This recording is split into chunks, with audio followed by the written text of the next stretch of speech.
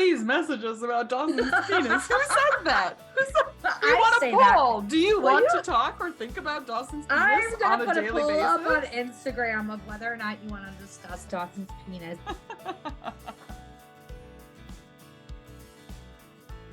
Welcome, friends and listeners, to I Remember Everything, a podcast where we will be discussing and connecting the dots of Dawson's Creek, one spoiler-filled episode at a time.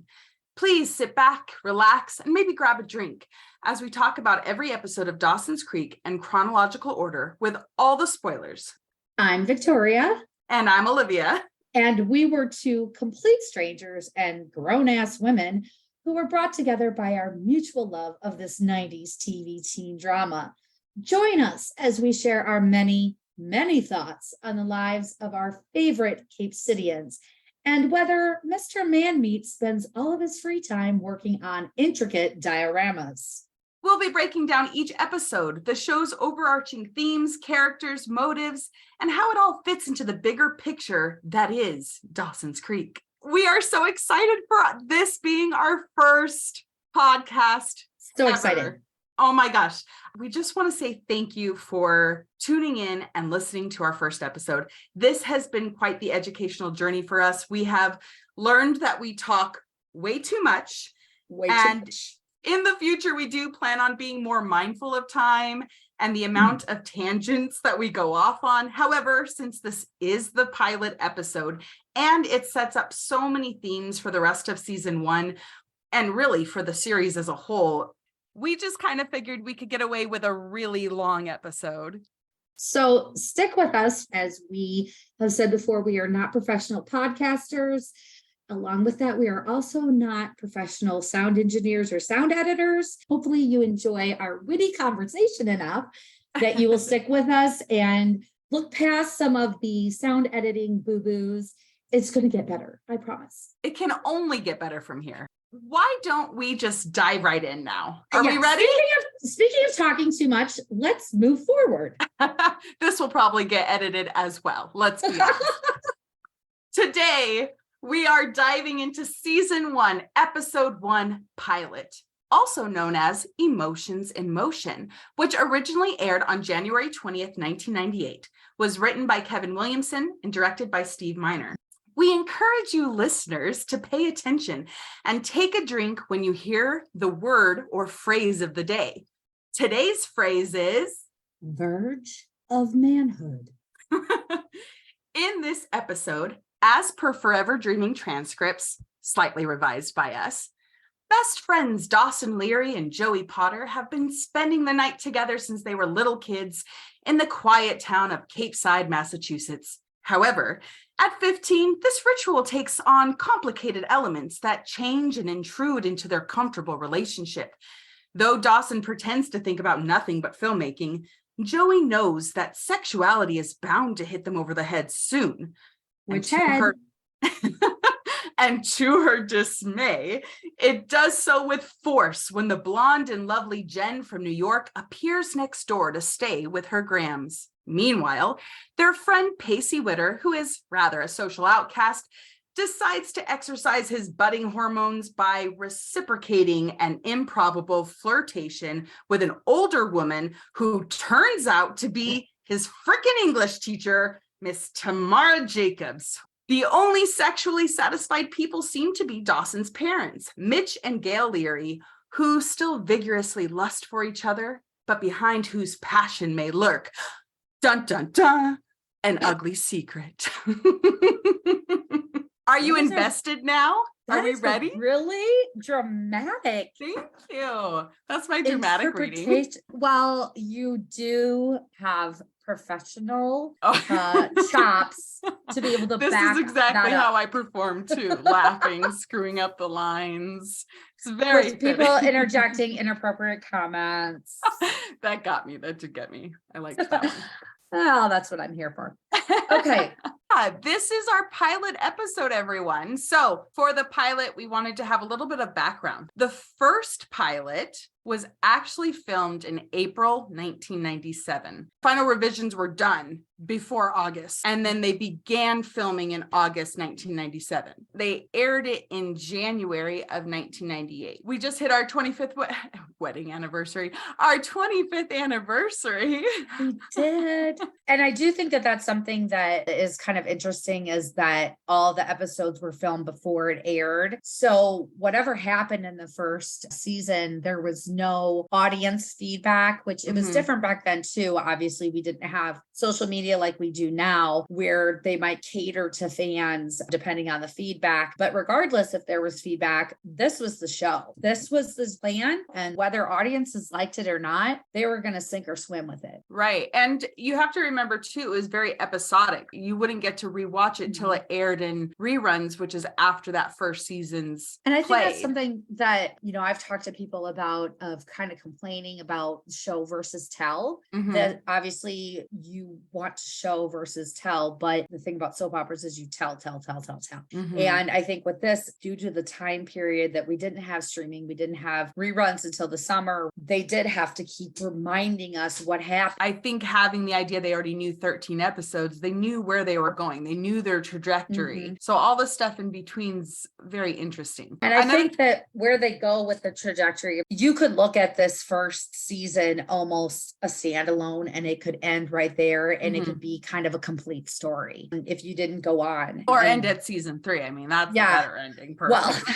as we go through it, I'm going to let us know what scenes were the first pilot and what were the second. And I think there's a difference in some of the acting choices, which I want to talk about. Yes. But what's interesting is the age of all the actors, because when they first did the first pilot, which is the majority of the pilot we watch is the first pilot, James Van Der Beek was 20, Joshua Jackson was 18, Katie Holmes was 18, and Michelle Williams was 16. She was an emancipated minor. These are babies. You don't see a lot of, especially in the 90s, teen shows with such a young cast. I think this was one of the first shows that did try to cast people who were closer to the age. And even though, Joshua Jackson was 18, God, he looks like he was 15. He looks like a baby. I mean, and think about Michelle Williams, 16. Yeah. 16. We have 15-year-olds. So think about our 15-year-olds just a year older going off to Wilmington, North Carolina, and being emancipated and filming this. And they do look so young because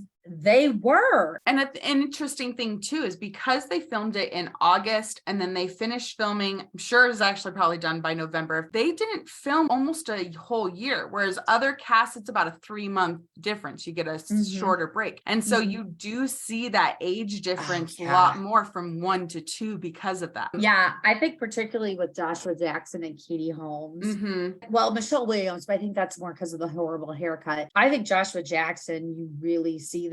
By the time they actually did start filming, Joshua had turned 19, and then during filming, Michelle turned 17. So one more thing that I wanted to bring up is I read in this article by Kevin Williamson, and he said in the pilot, they wanted to film it in like 16 millimeter film because they wanted it to feel nostalgic. And quote, he said, the idea was that the show would be his memories. So we kept that in mind while we filmed the pilot, end quote. I think it's really interesting because we've talked about some theories about the point of view of scenes in the show. For season 1, if we were to think if every scene is from Dawson's memory, does that also mean the scenes he's not in are what he took from his friends' descriptions of the event? And are all of those scenes tinted by Dawson's viewpoint and memories? So the fact that they shot in 16 millimeter, is that why it looks a little grainy, kind of grittier? And I like that about the pilot, is that it does kind of have that gritty sort of real life kind of feel to it, almost like it is the memory. So if that is what they are going for, I think they accomplished that. Yeah, Kevin said that he wanted it to feel like like a home movie, and he wanted it to give into the fact that Dawson's a budding filmmaker. And so those are the reasons, but they ended up switching it about mid-season because the quality is just not very good. This is going to happen a lot, listeners. We go off on tangents before we finish our original thought. I apologize, but it will happen again. My original thought, I had two things with the point of view thing. Remember, I said one and we never got to the second. Okay, so now we're on the second. So, okay. I lost track. First one, Dawson, it's from his perspective. Everything's from his perspective. So that's why it feels like some characters are a certain way, or he is. That's a possibility. Or is the point of view the person who's driving the scene? So if it's a Pacey scene with Tamara, is it from his point of view, which is coloring the interpretation and the way we see that world? And so I think those are just interesting perspectives as we go through the scenes, that if it stands out, it would be fun to talk about. So I will go into this trying to see it from the two different perspectives, but I think that without realizing this, I've always seen it from that we're seeing it from the individual characters. Yeah. So yeah, for season 2 and beyond, for sure. But I do think season 1 very well could be Dawson's memories, which is why you see a big switch in some of the character changes, which this is us reading in and giving the writers a lot of credit, which we will do just for willy-nilly. But yes. We like to try to give them the benefit of the doubt because it's a more interesting conversation. We will go to the ends of the earth to rationalize the writer's choices. All right, give us our first scene, Victoria. Okay. We zoom in through a bedroom window of a large creekside home where we join best friends Dawson and Joey, who are finishing watching E.T. Despite Dawson's insistence to spend the night as usual, Joey tries to leave as she believes their emerging hormones are destined to alter their relationship, and she wants to limit the fallout.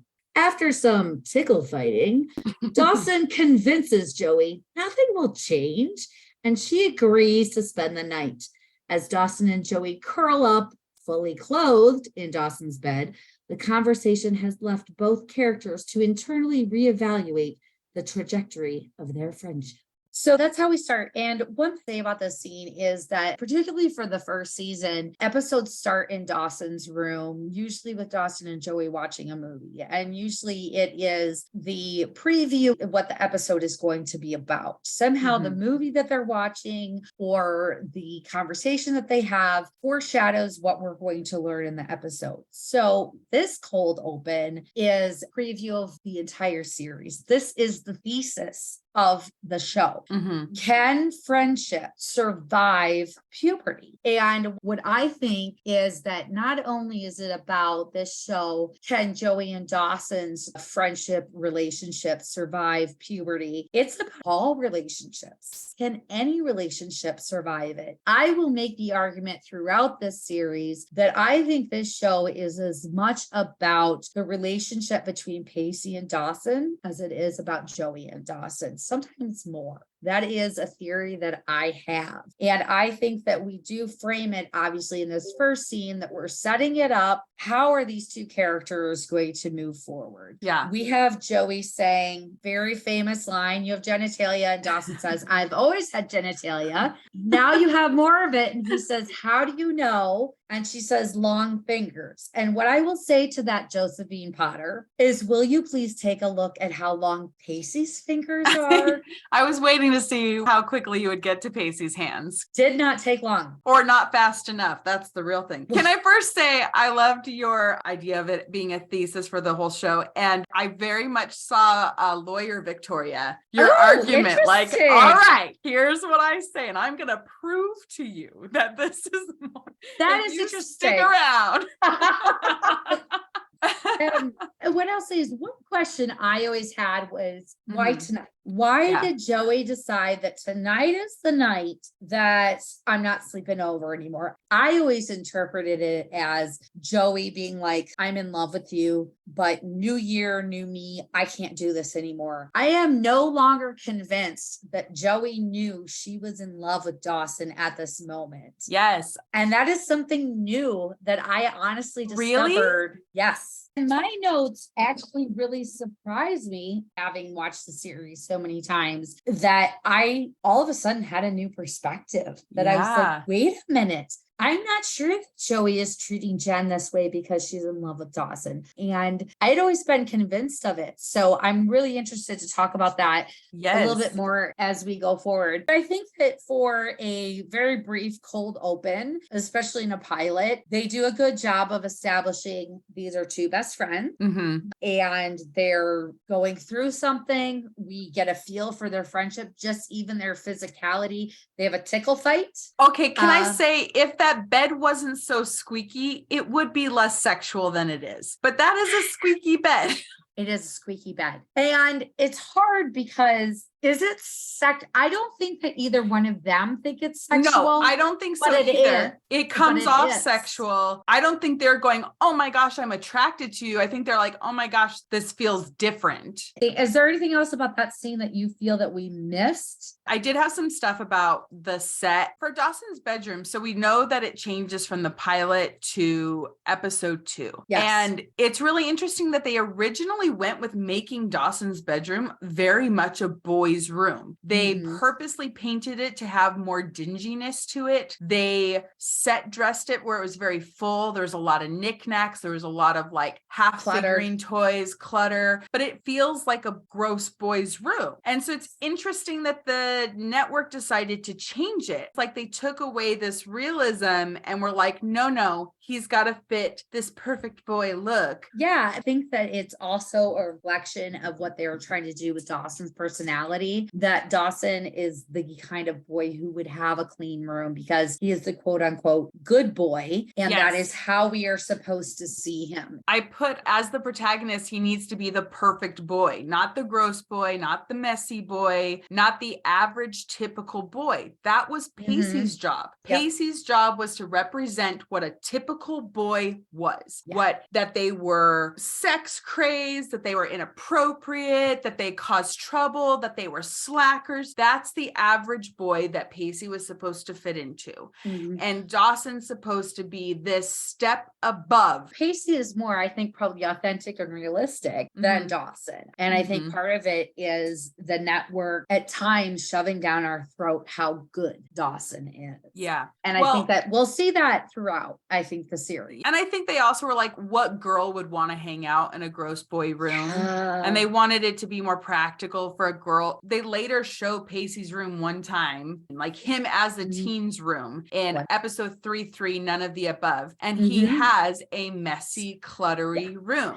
Okay. Now we're into our beautiful credits. The biggest thing that people talk about with the credits is on streaming on Netflix, where a lot of people in 2020 discovered or rediscovered Dawson's Creek. They had Jan Arden's Run Like Mad instead of the iconic Paula Cole, I Don't Want to Wait. I know that originally the Jan Arden song was specifically written to be the credits. First, they wanted to get Alanis Morissette's Hand in My Pocket, and they couldn't. They specifically had Jan Arden write Run Like Mad, and then they used Paula Cole in the promos, and it went over so well that they ended up doing Paula Cole. Streaming rights, whatever, we ended up with Jan Arden. I have an emotional connection to both of those songs, but I know times when that Paula Cole just hits differently, but I do like the Jan Arden. The credits, you notice their outfits are the same outfits that they wear to the movie. I have something to piggyback on that. Piggyback on it. Yeah. So they were in those outfits because when they paused filming and they're setting up for the next scene, in that interview that Kevin Williamson had, he said that they literally found like an old Bolex camera that had a broken lens. They gave it to Kevin and Paul Stupin. They both took the cast and just went exploring with this broken camera and just filmed them on the beach, filmed them in a pause. There was no extra lighting. There was no extra crew. It was just the 4 of them, Kevin Williamson and Paul Stupin, filming this footage. much. And I think it's why it feels so authentic, because I don't think they were in character. They were just being them. Katie Holmes is being nice to Michelle Williams, so they're not in character.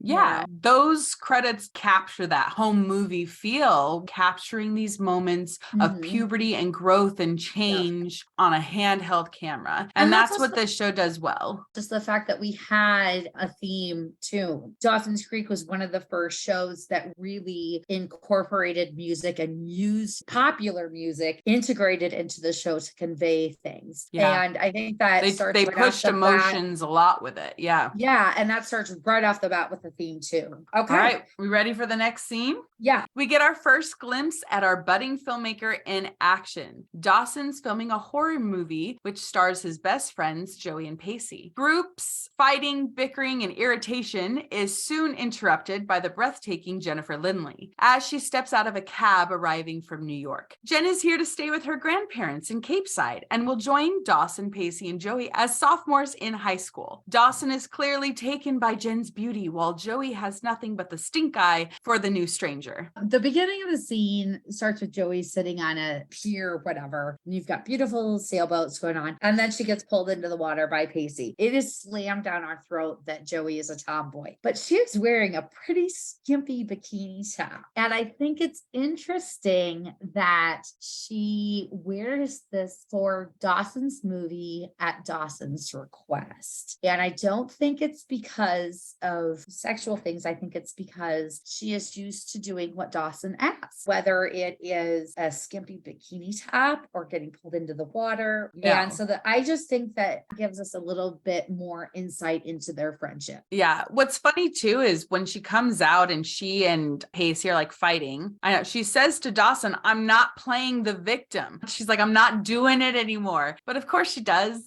Right?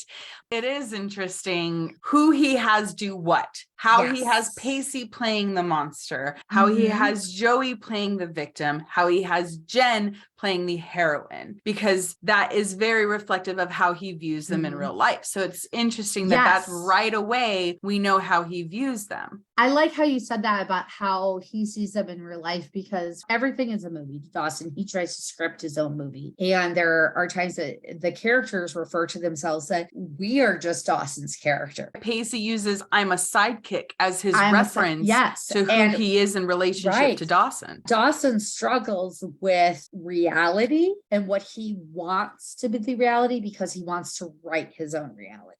Pacey grabbing Joey's ass, does that rise to problematic? So if he does, it's problematic, but does he, right? Does he grab her ass? This is my question. Or did he grab her ass because he was just trying to get out of the water? Because one of the things is, like, if we're going to take this for realism for what it is. This is realistic. This is not fiction. This is a documentary, damn it. Real characters, right? So for example, Pacey is wearing that mask under that water is insane. He's not going to be able to breathe. He's going to have a hard time moving. He pulls her in. You see him grab the chair. At what point does he have time to purposely touch her butt, unless it was just a brush accident? I think so too. She thinks, because she has such a vision of what Pacey is, because we're painted that very heavily in the show, the brush up against a butt would be, oh, he touched it. And of course, he's not the type to justify his actions. It's better to just throw off a joke and move on. I think you're probably right. I think that if he did, it was in an effort to get himself out of the water. I truly think with everything going on, it was an accident, and she's just irritated, and it's,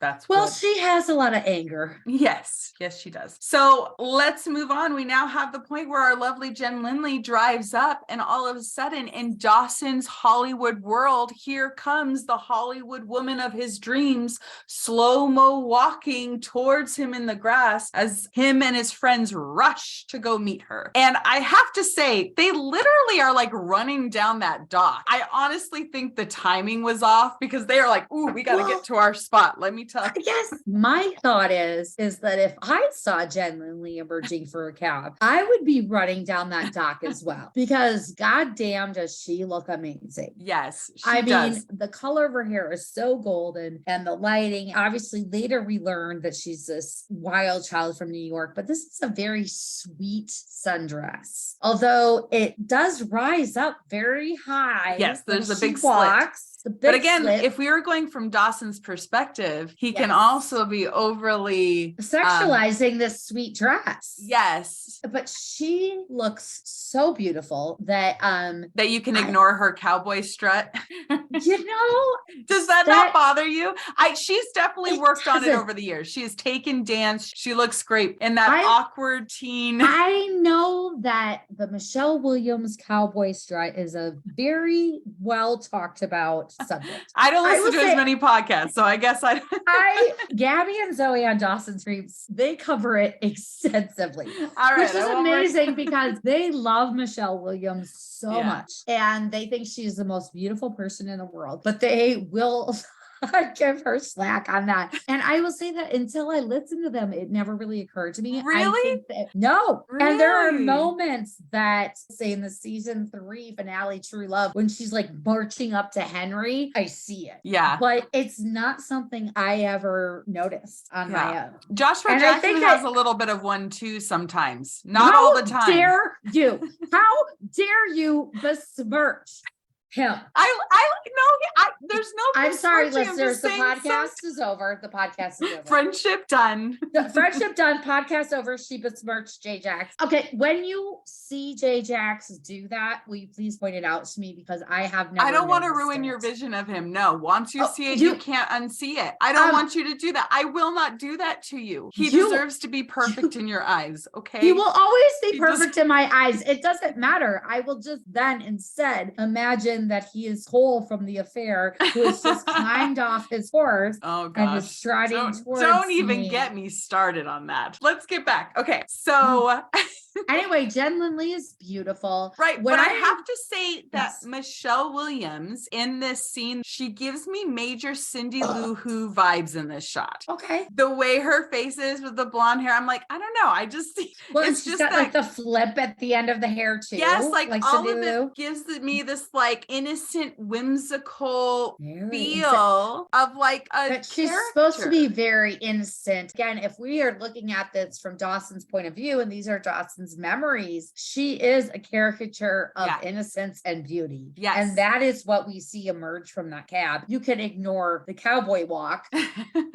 I think that makes sense. And I agree with you, but she's just. Even Kevin Williamson in an interview was saying that when he first saw Jen, that she just came across as an angel. Like she just glowed. And that is a perfect description. When they come, as you said, running down the dock, Pacey's the first one there. Obviously, Joey's not gonna. Dawson is more reticent. But Pacey's just like, hey, what's up? What's going on? As soon as he realizes Dawson is into Jen, completely backs off. And it also made me think, we know that Dawson and Jen know who each other are. Yes. But I don't think they interacted as kids, but they've seen each other. I feel like there's no way that Helen Lindley would let her daughter play next door. Neither would Graham's. I do see Helen Lindley as saying, you're not going to play with that boy because he's a boy. I believe in that. I struggle with the whole Grams and Helen looking down on the Learys. I think Helen would look down financially, socioeconomically. But the Learys are fucking rich. No, but they're not as rich as Jen Lindley's parents who live in that Manhattan skyscraper. She's all about image. Okay. And during 3-8 Guess Who's Coming to Dinner, you don't see Helen really talk with anyone else. She's got that conversation with Dawson. She's got the conversation with Jen. You don't see her talking with Mitch and Gail. You have convinced me that Helen would not want Jen hanging out with Dawson. I think more because he's a boy. Mm-hmm. I struggle with the continuity of Graham's relationship with the Learys and how close they were or how she viewed them. I think that's something that we'll see more. I do think that it is reasonable that they did not hang out as children. Yeah, agreed. We agree on that. Okay. Moving on to scene 3, which I definitely have some behind the scenes notes for first pilot versus second pilot. Pacey immediately brings up Dawson's interest in Jen and her virginal status as they walk towards the Leary house. The intro to the scene before they enter the house was from the first pilot. Good. Then it switches into the second pilot. And what's funny is Pacey's shirt changes. He wears a different shirt inside the house versus when he's entering the house. And then it goes back to a different shirt later on. People who are only looking at his face do not notice his shirt. As they are walking into the house, Pacey says some gross, disgusting thing. And one of the things we're going to do in this podcast is we talked about that we're going to acknowledge problematic moments, but not necessarily always dive into them. And particularly for Pacey in this episode and really this season, he says a lot of gross things. And if we were to dive into all of those, that's all we would talk about. So I'm going to raise my hand and put a ding, ding, ding, that this is problematic for Pacey's language here. However, I think it's authentic to a 15-year-old boy. At the scope of problematic things that happen in Dawson's Creek, this is very minor. However, I do want to say that it's gross. I think that guys talk like that now. I think that women talk like that now. Hey, that hot guy, you want to fuck him? I think that probably that's not a great way to talk about people, but I think that happens. So I'm going to put that as a problematic thing. My biggest note on this is that I feel like this is one of the first moments that we see Pacey maybe unintentionally making Dawson feel insecure about sex. He says, a better man than you would be nailing her already. Pacey puts out this very big sex bravado and at times maybe makes Dawson feel insecure about sex. Dawson has a very complicated relationship with sex. And in this episode, when Dawson talks about sex, I think that this is one of the comments that sticks in his mind. It's a little bit of a trigger for him. I could see Little that. bit, Yeah. little bit. Pacey does amp up his sexual talk mostly around Dawson. Is it boys will be boys? Oh gosh. We're working on it, right? Society. We're working on that. But in 1998. Yeah, it was. Boys will be boys. Boys will say boys. what they say. Boys will do what they do. And you as a female need to not put yourself in those situations. Yep. And no fault to Jen at all, but they have known Jen for a minute and they're already talking about whether or not they should fuck her. And if she's a virgin. Yep. And whether she's a virgin. Our next problematic scene. Ding, ding, ding. As the two friends enter the house, they hear a glass break. Pacey and Dawson rush towards the commotion, accidentally walking in on Dawson's parents, Mitch and Gail, aka Mr. and Mrs. Man-Meat, trying to get busy on their wicker coffee table. Dawson is mortified. Gail gets redressed as Pacey and Mr. Man-Meat just seem to find the whole thing funny. Unfazed. Yeah. Just like, okay. Yeah. And I think that one of the reasons they're unfazed is because I think it's quite clear this is not the first time that something like this has happened. No. This is the first time that we see Mitch and Gail with a lack of boundaries with their son. Empathize, Dawson, of how horrifying it would be to catch your parents in that situation. Pacey's reaction and Pacey and Gail's interaction in this scene is interesting. Yes. And I would be interested in hearing your thoughts before I spew my own. But this is one of the scenes that I felt was very different from the pilot.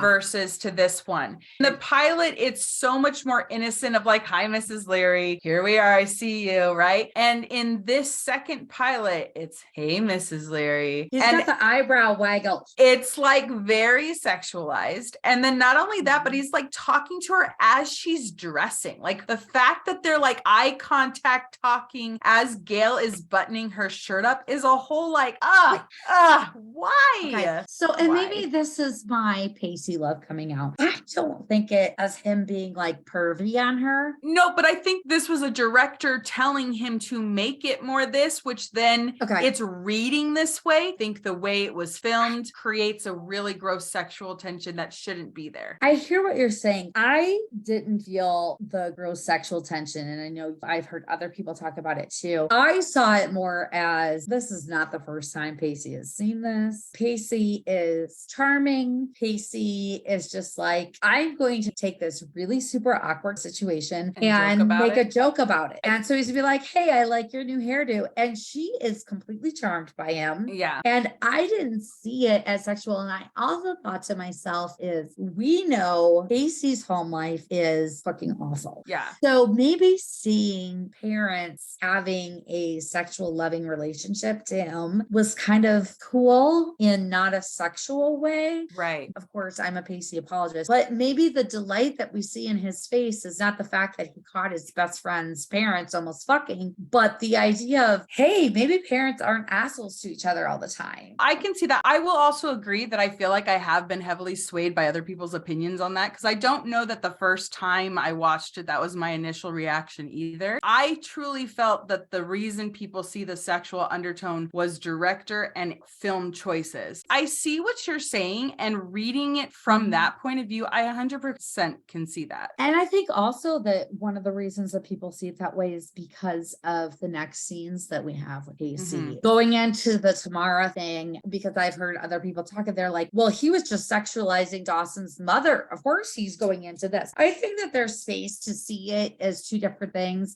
My interpretation of Pacey, I think that in this first season, they want to try to make him this sex craze curve, basically, is all I can say. And I think that this scene is one of those examples where they're trying to portray him as this horn dog, where Joshua Jackson doesn't really completely give it off. I do have to say, when it comes to the writers, I cannot understand. Okay, Pacey and Dawson, a 15-year-old, accidentally find their parents having sex. Okay, I can give them that. They said, I thought you already left for work, even though the kids were just outside filming, whatever. But how the writers felt it was okay to have these two spouses say Mr. Man Meat in front of two 15-year-old boys. It is inexcusable. I get that. No, because they've already come in. They've seen them, and she practically climbs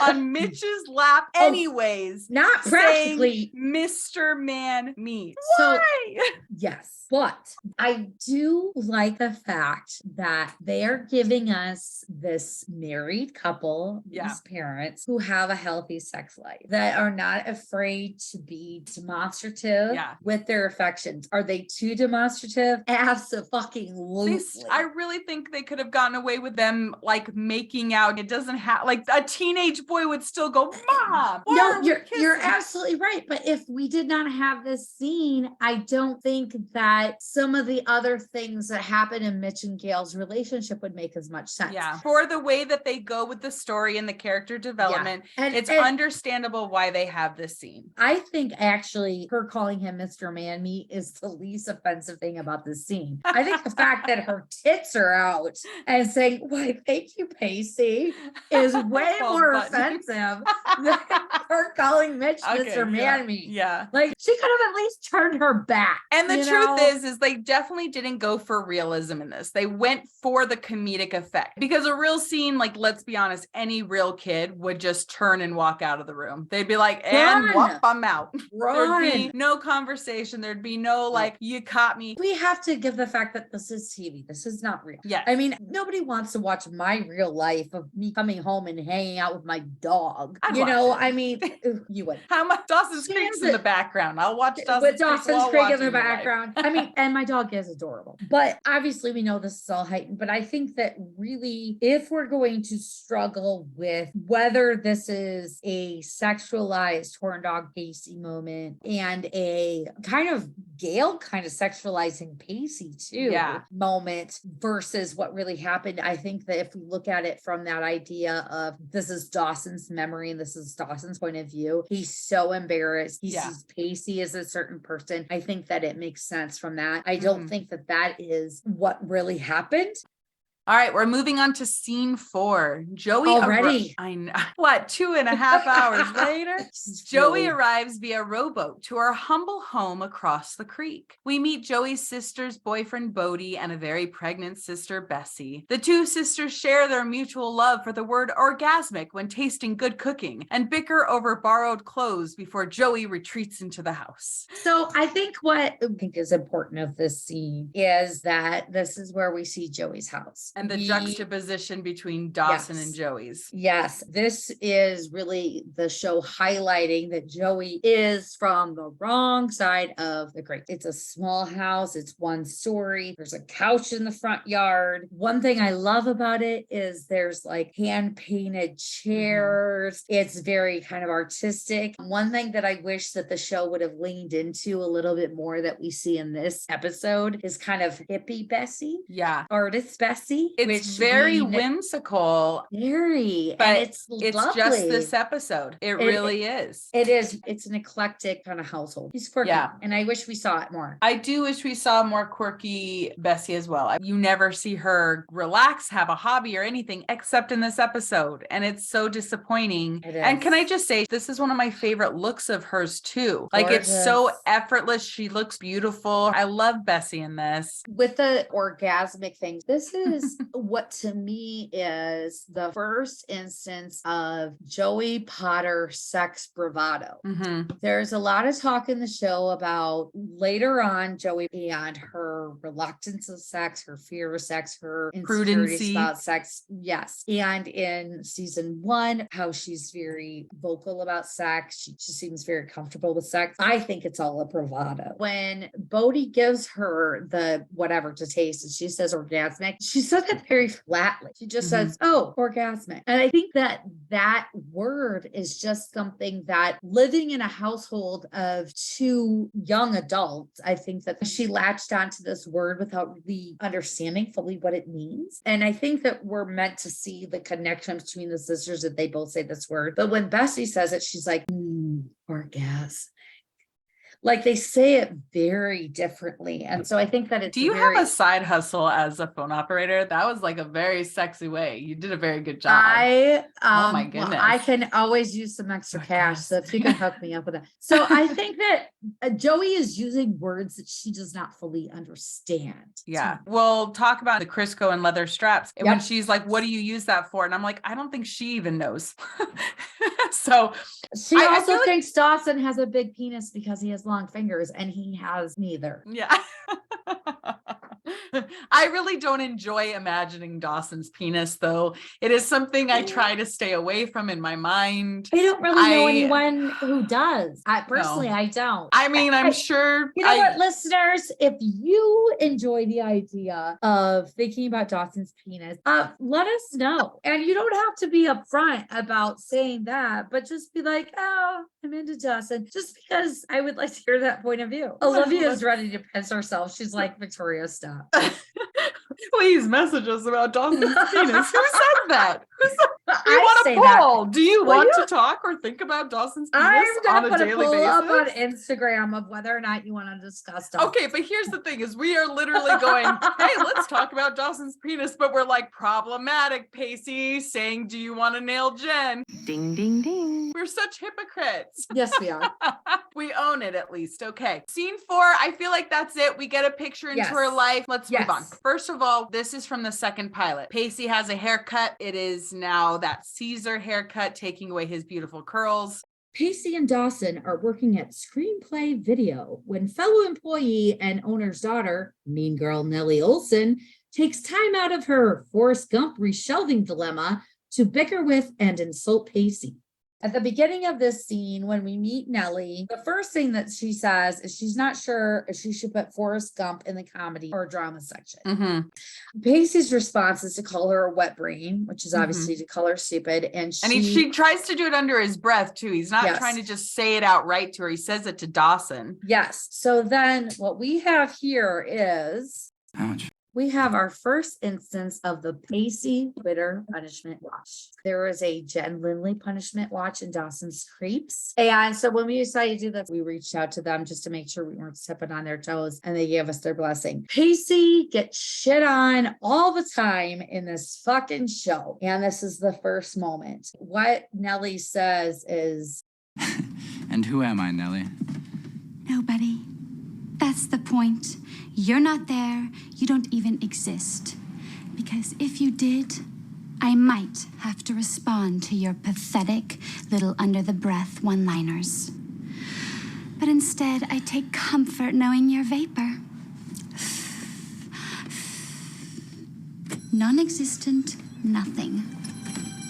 so the important thing is that, first of all, this is the first instance of our Pacey Witter punishment watch. The second thing is, I think Pacey cares about what Nellie thinks because you see his face fall. I also think it's significant that right after being told he is non-existent and he is vapor is when Tamara walks in and it starts the whole snowball. Yeah. When you were talking about Pacey's reaction to Nellie's words, it's interesting because he immediately rolls his eyes and then he has a moment where you see the hurt and then he masks it with being annoyed, which is something that you see with Pacey a lot. You see his initial reaction and then him covering it. And it's one of the reasons why Joshua Jackson, you really have this love for his characters, is you see on his face what he's feeling and also nuanced. And it's really interesting that he's able to do the two things at the same time and with this character. I'm so glad that you articulated that. You see one thing in his face, and I think you see something else in his eyes. Yeah. And I think that that's something that Joshua Jackson does just really well. His eye acting is really good. Well, It really is. it really is. Pacey has just been told he's nothing by Nellie, but his attention is soon pulled away as sexy jazz music begins to play, and in walks, old enough to know better, Tamara Jacobs. She flirts with Pacey. Ding, ding, ding. While renting The Graduate, leaving Pacey nearly panting in her wake.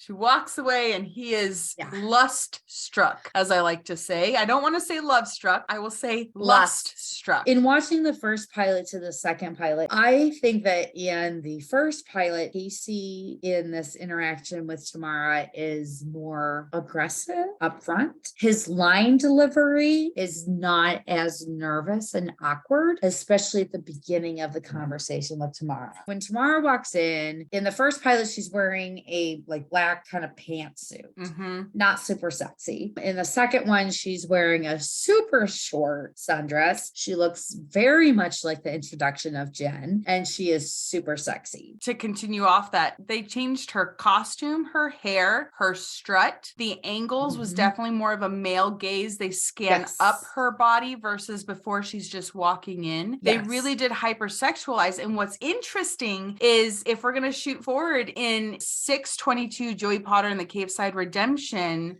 they literally say, hey, you can see through Audrey's dress. And Dawson says, that's why I didn't do the wide shot. I've been waiting for this all day, the natural light, because they knew they wanted to see through her dress. And so it's showing that they made this conscious decision to have her sexualized in this way. And watching the first pilot versus the second pilot, in the second pilot, I think her line delivery is more suggestive even than in the first. I think Pacey is more awkward. I think in the first pilot, he's more confident in his line delivery until she starts kind of reciprocating. When she brings up The Graduate, he starts getting very awkward. I think that Pacey is kind of ballsy until he starts getting the reception, and then he kind of freaks out. And in the second pilot, he's more awkward throughout. Yeah. So this is a ding, ding, ding. The fact that we're talking about a freaking adult flirting with a kid, we know it's problematic, but we're going to talk about it from the story that Kevin Williamson said he wanted to share, which he wanted it to be told as a love story, as someone who has a crush. The actors were given this direction.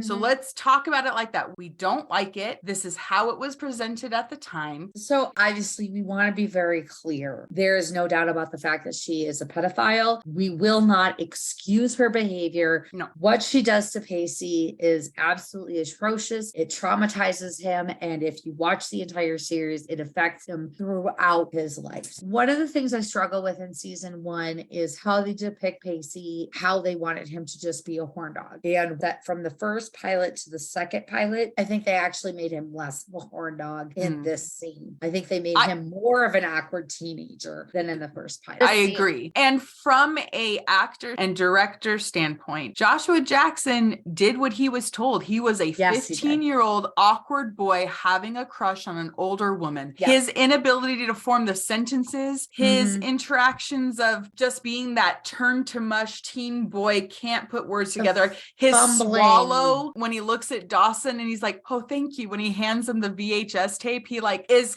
so adorable. He's so adorable. Exactly. It's so frustrating that it's this situation. And this is the thing is that we know that this is awful and problematic, but the show did such a good job of selling us on this. Yeah. That you're like, oh my God, he's so adorable. Yeah. And it's also horrifying. But Tamara walks in right after he has been completely shot to shit. And then this beautiful woman walks in and is paying him attention and is obviously flirting with him. Yes. Intentionally flirting. Intentionally. Like, let's be clear. So let's get into that. She says she's looking for romance. And then she says she wants to see The Graduate. Now, Olivia, have you watched the movie The Graduate? Yes, I have, Victoria. Yes, I have. Would you actually characterize that as a romance? I would not.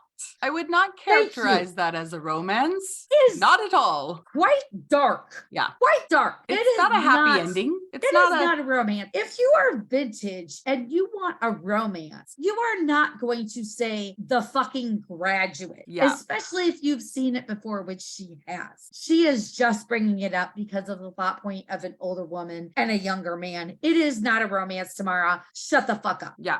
Here's another point to that. She is a high school teacher. She sees this awkward boy fumbling over his words, just lust struck at her appearance. She feeds into it, and you cannot tell me that she does not know immediately he is interested in her. Yeah, she knows what a teen boy looks like when he has a crush, and she goes, oh, hook, line, and sinker. That is her thought. She is moving into a small town as a teacher and is flirting with a teen boy that will inevitably be at her school. The entire interaction while she's at the counter, I can maybe try to say she's not flirting. The moment it's absolutely fucking clear is when she walks away and turns back and is like, it was nice to meet you, Pacey. Yeah. Fuck you. Literally, Nellie said he's nothing. And then here's this woman who he obviously is already infatuated with, calls him by name, remembers his name.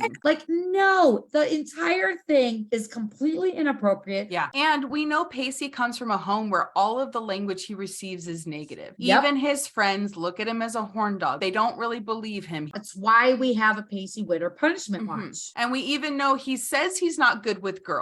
And then he has a complicated relationship with adult figures. Yep. No adult figure has shown any interest in him except for the love of Mitch and Gail. They are the only ones that show some affection towards Pacey in a positive light. So here comes this woman who's attractive, who's older, who's showing him verbal praise, who's flirting with him. If you were a predator, you could not find someone better than Pacey and his insecurities and his home life to be a victim of this kind of behavior. I 100% agree with Yeah. Let's for a minute pretend this is Pacey's point of view. That would help explain the male gaze, the music choice, the fact that it is this sexy saxophone. It also explains why he and the audience see the flirting, but Dawson doesn't and is a little dismissive of it. Something else I noticed from the first pilot to the second pilot is at the very end of the scene, in both of them, we get a close-up of Pacey's face. And in pilot 1, he looks like happy.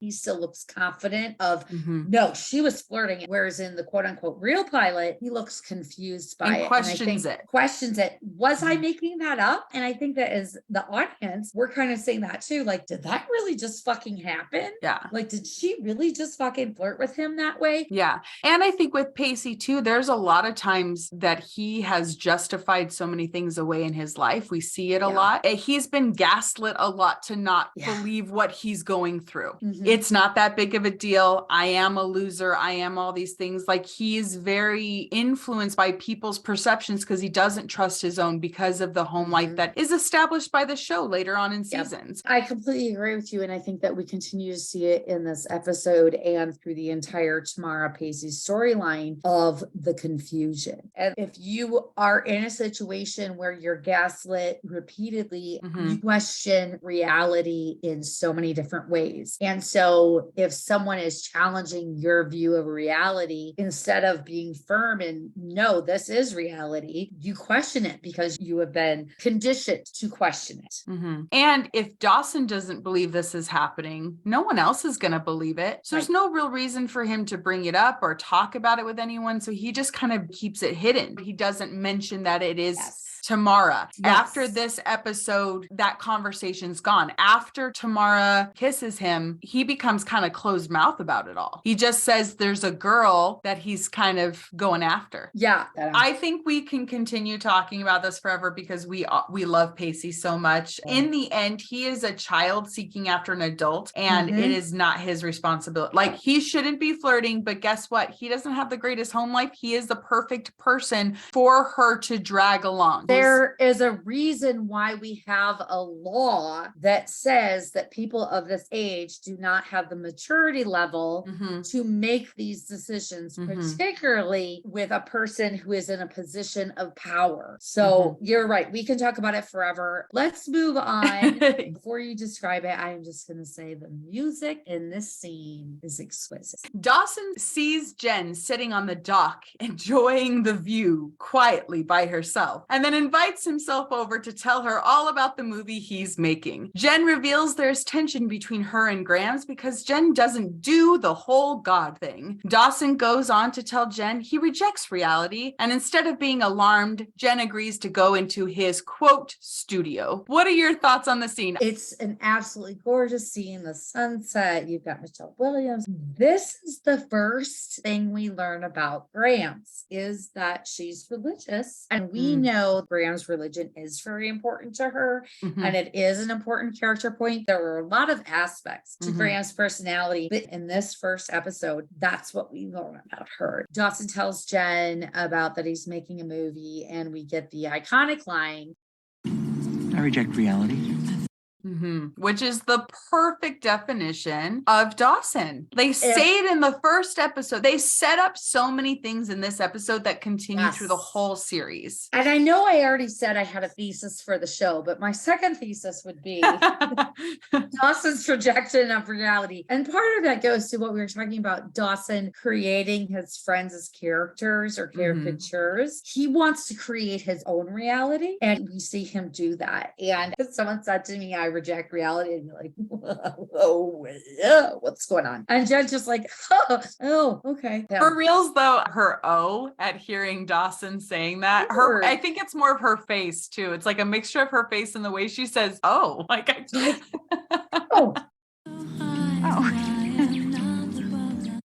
Like, it's one of those moments where you're like, I don't really know how to react to this, so I'm gonna just kind of laugh. Well, what's funny is I don't think she knows if it's real or if it's just a line. You know what I mean? What would you think if you were her? And it's funny because I reject reality wouldn't be so bad if you're like existential, we're like, let me talk about Earth. Some sort of weird philosophical. No, it's not philosophical. It is because he likes movies and he doesn't want real life. That's what makes it weird. Like existential, like thought-probing movies. I love Steven Spielberg, but they are they're not thought-provoking. No, well, especially at this time. We're in 1998. Right. Those are my thoughts on the scene. Kind of poor Jen. She's just hanging out looking at the sunset, and a weirdo comes up. But at the same time, I think maybe she doesn't mind that. It has been one day. She's been there for an afternoon. She doesn't know anyone. She came from the hustle and bustle of New York. She's sitting on this dock. She could be loving it, or or she could be like, I'm really kind of scared about my future here. Like there's so many emotions that maybe having that comfort of this kid that she's like, oh, I'll have a friend at school wasn't so bad. You're right. I'm trying to give Dawson space. I was just going to say, it.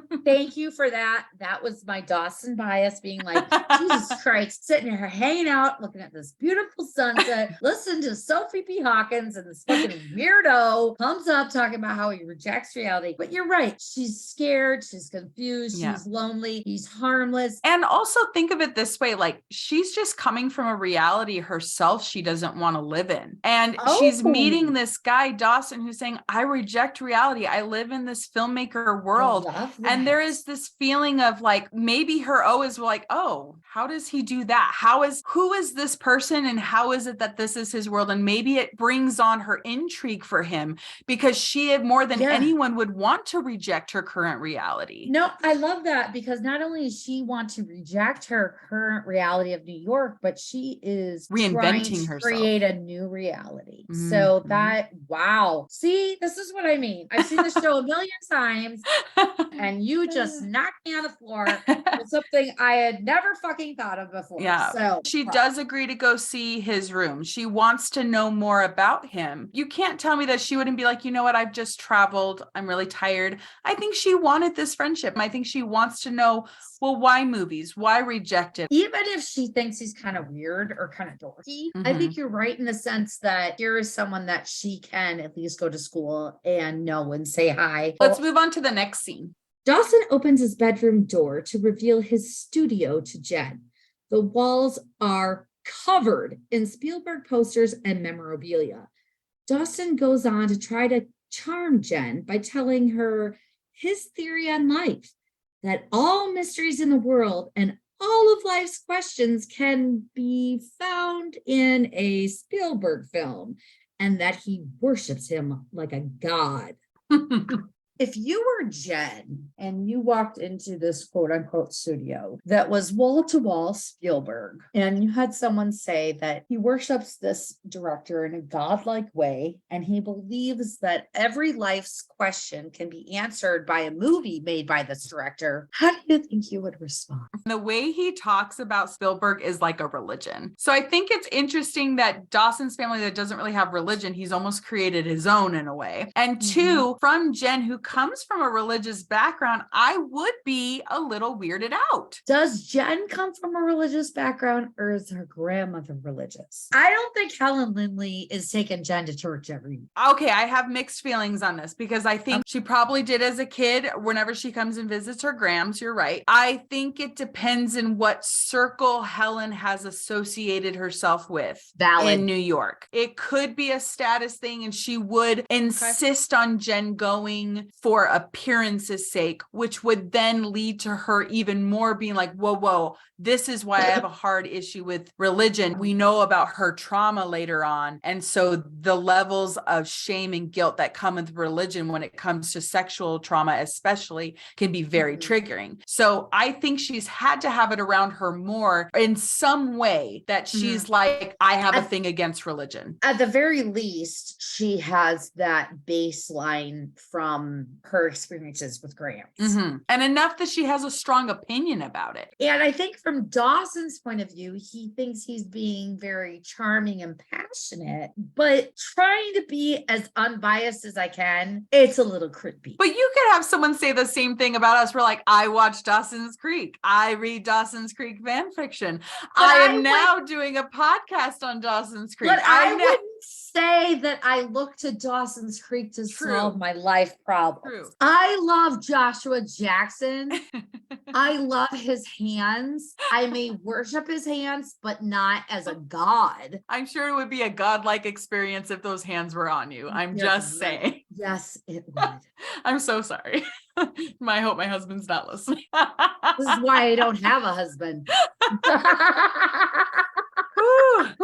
Okay. Do you have something else to say about that one, or do you want to move to the next part of this scene? I'm just fanning myself. Oh, I do have to say they do mention a Boston Film Festival in 2 months. Yes. And I'm like, 2 months for him to finish filming and edit. And I know he doesn't have great equipment. I'm sorry, are you suggesting that there's a continuity issue in Dawson's Creek? What?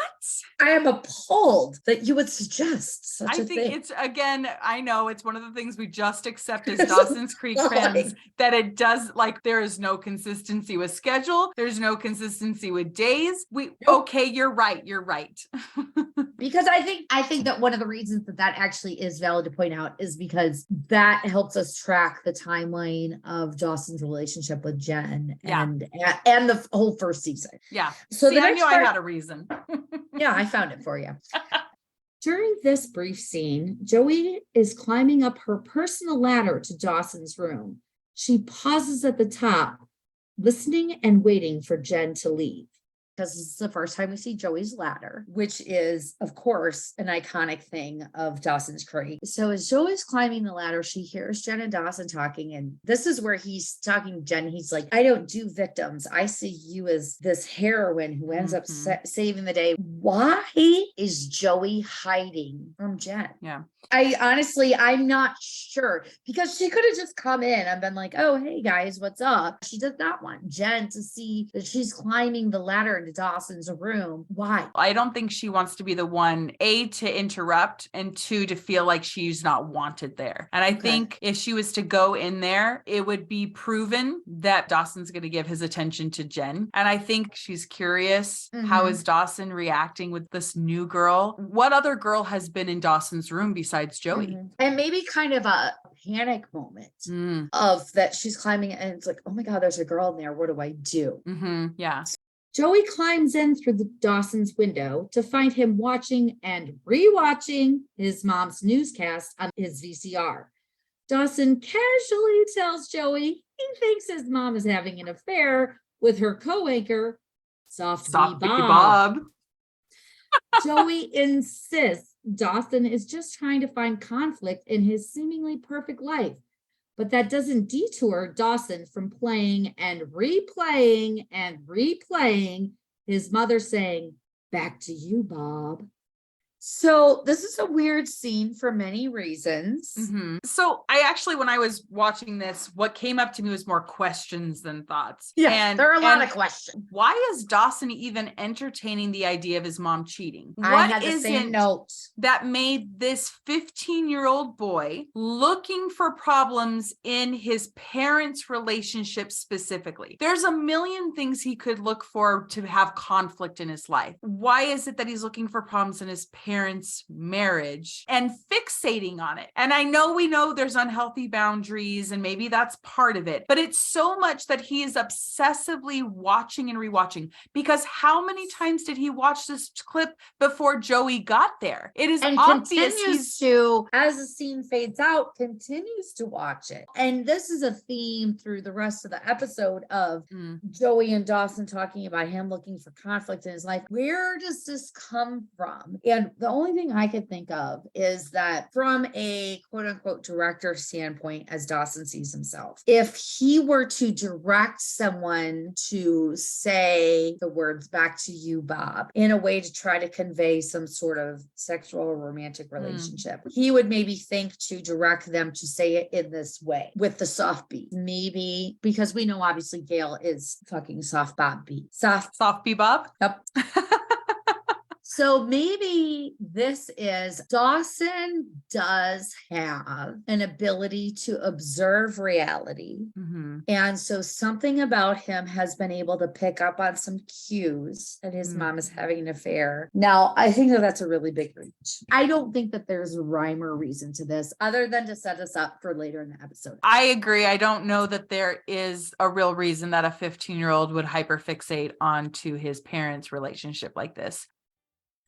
Jen stops by Gramps' room to find him peacefully sleeping with no medical tubes or aids of any kind, despite him being unresponsive. She is interrupted by Gramps, who hurries her to come down so she won't be late for her first day of school. It's a small scene. It is a small scene. I feel like the writers really wanted Jen to have this connection with her grandpa. If they wanted us to invest in an emotional relationship between Jen and Gramps, they really dropped the ball. Yes. If she even talked about any kind of memory, like, well, it's just really hard because I remember when I would come and visit, he was there for me, and there's nothing. When Dawson asks her about her grandfather on the dock, she says he's breathing. That's the response. And you're right, that would have been a perfect place to be like, here's this heartfelt story to set up for how traumatic it is later on to set into season 2. Right, which is why that falls flat for so many people. When Grams comes in, she's kind of like, what are you doing? And Jen says, Grams, I'm really happy I'm here. And instead of saying, I'm happy you're here too, Grams is just like, come down for breakfast. Jen is not happy she's there. We all know that. She was sent away. But for her to say, Grams, I'm really happy that I'm here, I feel like was her really trying to reach out.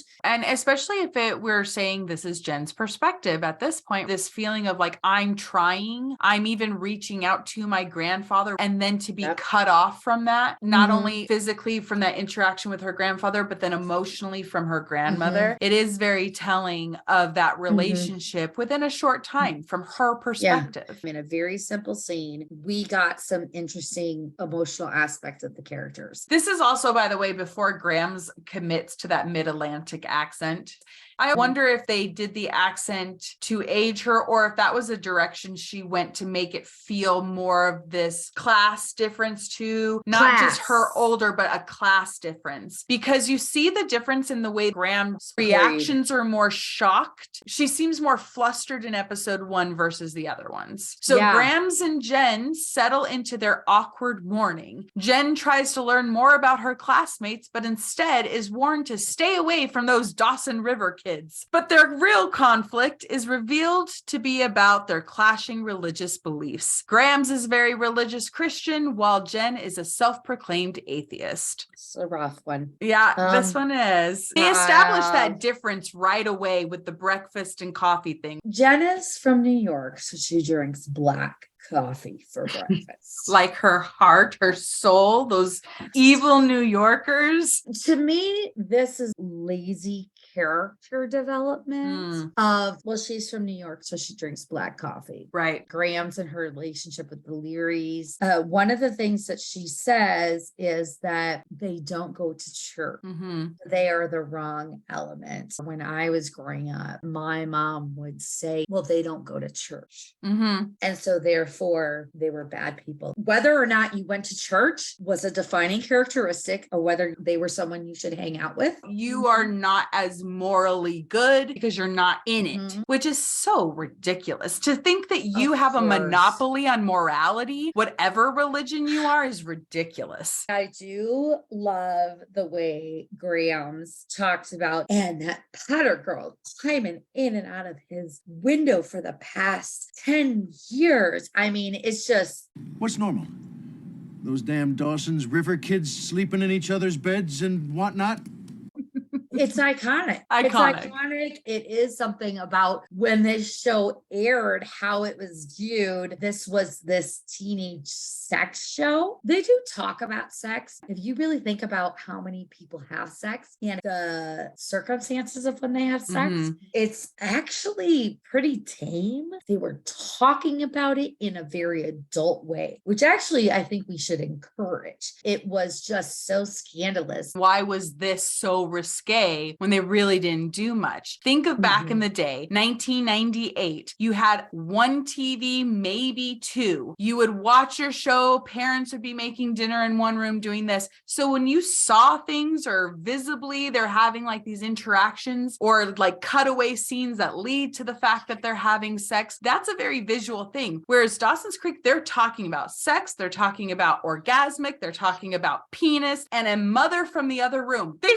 What's what's going on in there? There's like a different thing about it being verbal. It brought up that kids talk about sex, and they tried to put these kids talking about it in a mature way. I wouldn't say it's mature now. We have a lot more understanding about sexual things. I remember my mom being like, oh, I can't believe that scandalous show is on. There's no way we'd watch it in our house. I remember the discourse amongst adults about media and what's appropriate and not appropriate and what language is now allowed. And this is something that people do forget, that Dawson's Creek was a big fucking deal. Even if you didn't watch it, you heard about it. There's a reason why we just dropped that audio clip from 10 Things I Hate About You. They were talking about it because that was a big deal. It was referenced in a lot of TV shows. We know Buffy references it because it was an iconic show. It was a defining moment in our culture.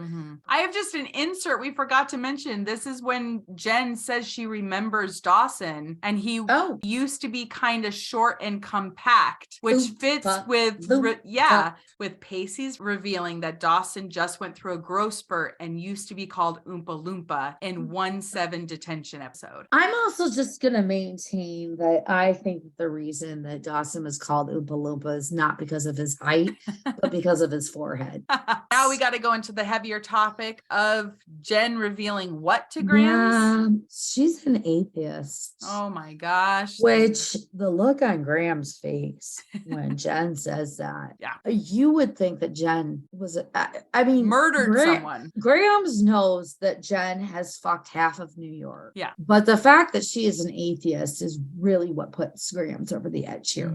As a teenager, your views are not respected by adults because it's just assumed that you don't know what you're talking about because you're not old enough. And I'm not going to relate this directly to religion or atheism, but I had to do a paper one time on the death penalty. I have a complicated relationship with my mom. It's one of those moments with my mom that sticks out so much that she absolutely had no respect for my opinion. Yeah. I was 18 years old and I was in college and I was studying political science and had written this 20-page research paper arguing this point. And her only response was, you'll change your mind when you get older. It's so demeaning. And obviously Jen has put a lot of thought into this. This was not a spur of the moment decision for her. And whatever her reasons are, she is firm and she's not doing it to be rebellious. She's not doing it to be an asshole teenager. And to have an older person just completely demean it, it demeans you as a whole. It makes you feel like you're not respected, and to be disrespected that your feelings don't mean anything because they do not align with this belief system and you're a horrible person. I actually just had a conversation about a week ago with my mom. It got real emotional because it was like, you are completely invalidating my experience because from your perspective, that's not what you're experiencing.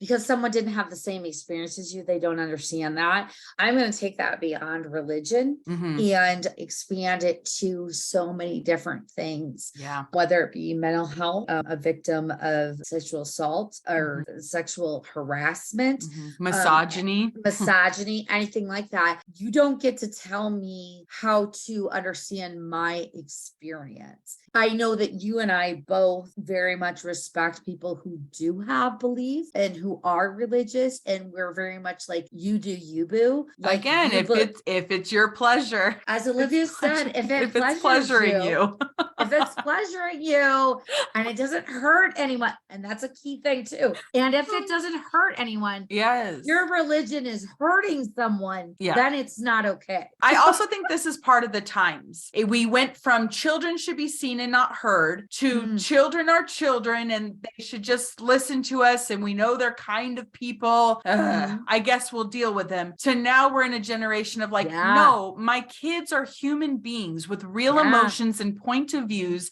And I'm trying to understand how they're experiencing life while still trying to learn how to parent and not control them, but give them space. And at this time, it was like, you just obey. I don't need to respect you. I'm the adult. And that's what this era is. Generation Z demands to be heard, where they're like, we're not going to shut up, whether or not you like it. I do think there was other generations. I mean, like, look at the hippies and the sit-ins and things like that. Like, but you also have to think that was still more more like college students. Now we have younger kids in high school going, I have opinions. I can be educated in this. I think there should be more, but they still have opinions, and opinions still matter, and they're still worthy to be heard.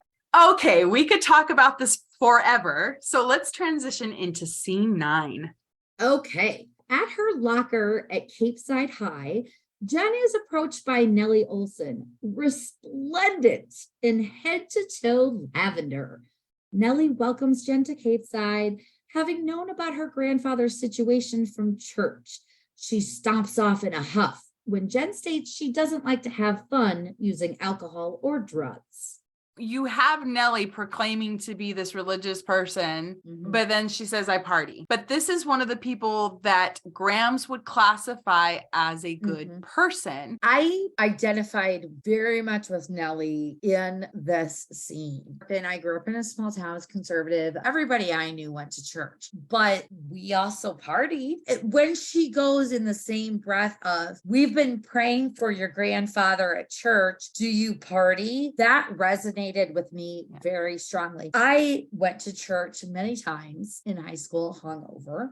I had a lot of friends who went to church hungover because we partied the night before, but then you got up and you went to church. So I don't think that this makes Nellie a contradiction. I think that it makes her realistic, that it is expected that she goes to church and she does these things. And I think that she believes in it. And you can go to church and be religious and also party. And I think that's something that Grams doesn't understand. Is Nellie a hypocrite? Maybe. I want to see Nellie as a person who can do both. Religion isn't a morality base. Like it doesn't have a monopoly on it. We were talking about Jen in New York. She is very conservatively dressed. Yes. And her little pale blue shirt and her little Nellie's got spaghetti strap.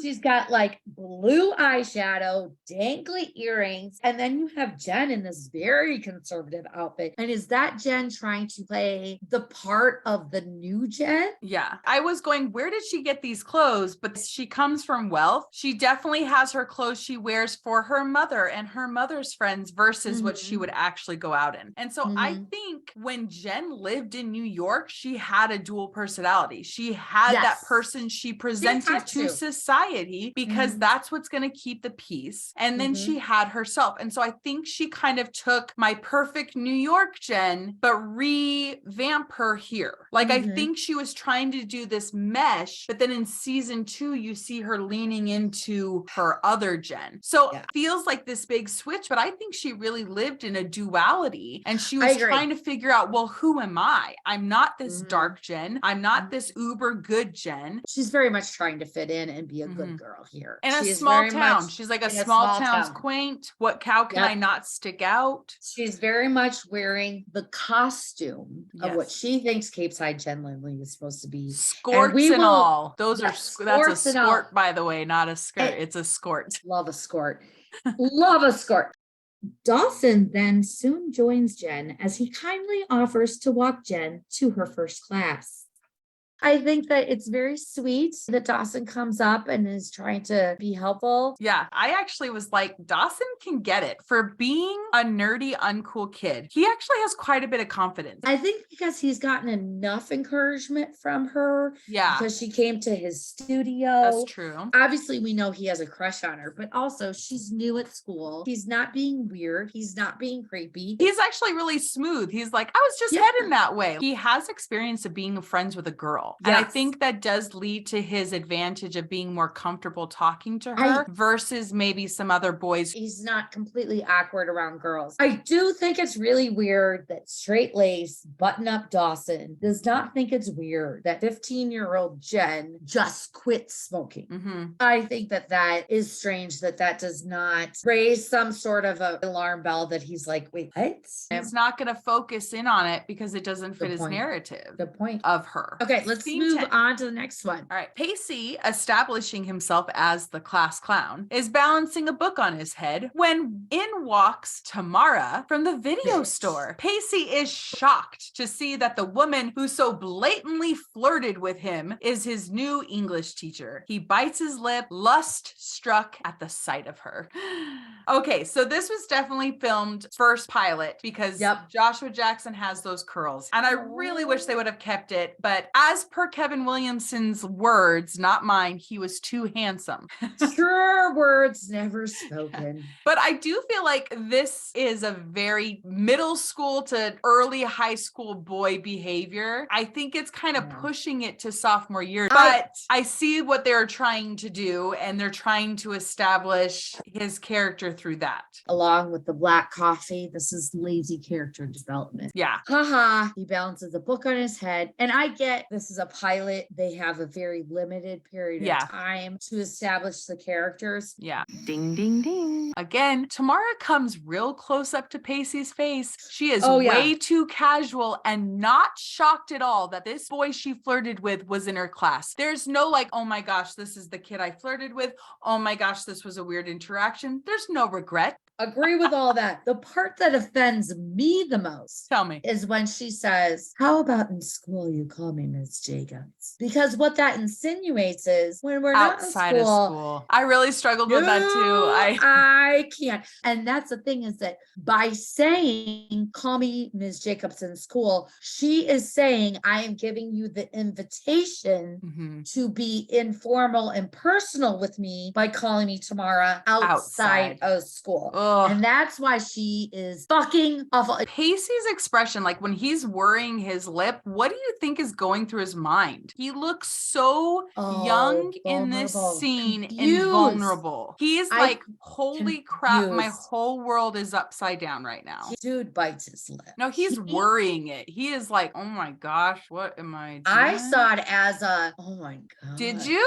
Yeah. I saw it as like a mix. It does feel like he went through so many different things in that moment. Yeah. And again, Joshua Jackson, the way he can do face acting to exhibit multiple emotions at the same time. I think that he's freaked out and confused, but the way he bites his lip, I feel like he is aroused, lust struck. Yes. He's lust struck as he's like, shit, I'm going to have a fucking boner in this class every day.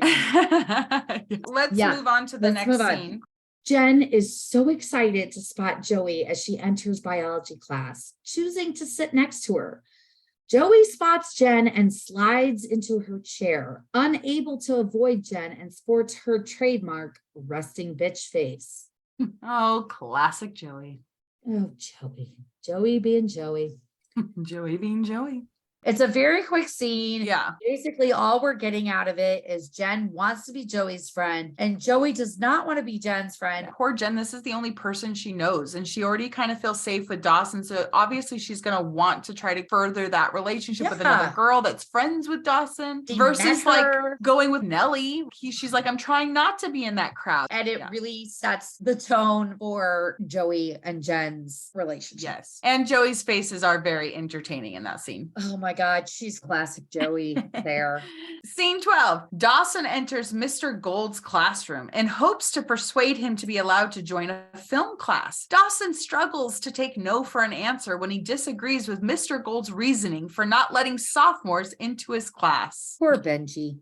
Okay, so I know a lot of podcasts have talked about the fact that Dawson knew these facts about Psycho is somewhat impressive because we did not have IMDb, we did not have the internet. I don't know, was he at the library? That's great. I think it's a little condescending to talk to the film teacher in a way that he doesn't already fucking know this shit. Yeah, especially as he's preparing the lesson to talk about that movie. Knows. Yeah. I struggle with all of this between, is Dawson just trying to pursue his passion, or is he a asshole privileged white male who is used to always getting what he wants? I think they were trying to have him come off as confident, naive, and passionate, but it really comes off as smug. And I too really struggle to see his sincerity. And it's really hard in this scene to be impartial. Like, I am trying really hard. I really cannot see past that entitlement. He says it's passion that drives me, but it feels very condescending. Dawson's supposed to be this good kid who everyone looks at as the wonder kid, right? He wouldn't speak to a teacher in this way, even if he didn't know it was Mr. Gold who made that rule. The language he chooses doesn't feel right for the Dawson they created. And it just adds to that like disrespect smugness. The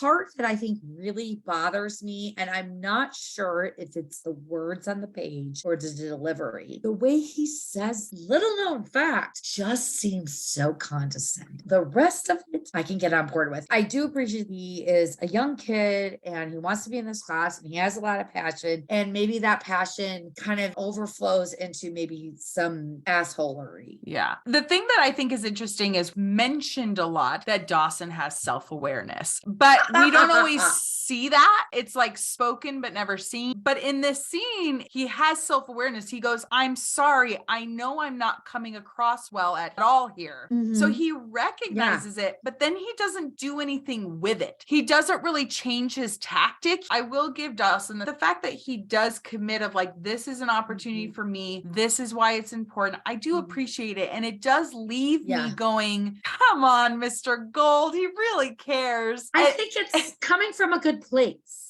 I know it's coming from a true, very passionate place. And the writers want us to excuse some of that behavior. Because as you say, we get on his side that we're like, come on, we do want him in the class because he cares so much. We know he works the system because by the next episode, he's manipulated his way into the class. He has convinced the other teachers that if it's okay with you. Let's stick with the good for you, Dawson. We love your passion. Good for you, Dawson. You are passionate about something and you spoke up for something you felt passionate about. Good for you. We'll give you that. Love you, Dawson. As Jen and Joey leave class, Jen attempts to get to know Joey, who is kind enough to provide us with some exposition that her father is in prison for dealing drugs, her mother died of cancer, and she lives with her pregnant, unmarried sister Pacey and her black boyfriend Bodie. When Jen says she hopes they could befriend, Joey responds by telling Jen that Dawson likes her and warns her not to abuse his feelings. Jen reaching out to Joey to try to be friends. It is an exposition dump, but I think they do it in a fairly good way. Joey is so used to the fact that everyone talks shit about her and her family that she's like, I'm going to put it out there so you can't talk about me. I think about Fat Amy from Pitch Perfect when they're like, you call yourself Fat Amy? And she's like, yeah, so skinny bitches like you can't say it behind my back. It's a defense mechanism. I'm not ashamed of it and you can't use it against me. That is something I will relate with Joey. Yes, her dad is in prison for trafficking excess of 100,000 pounds of marijuana. I am a lawyer. I don't do criminal law, but I used to. But I am going to tell you 100,000 pounds of marijuana is a fuck ton of marijuana.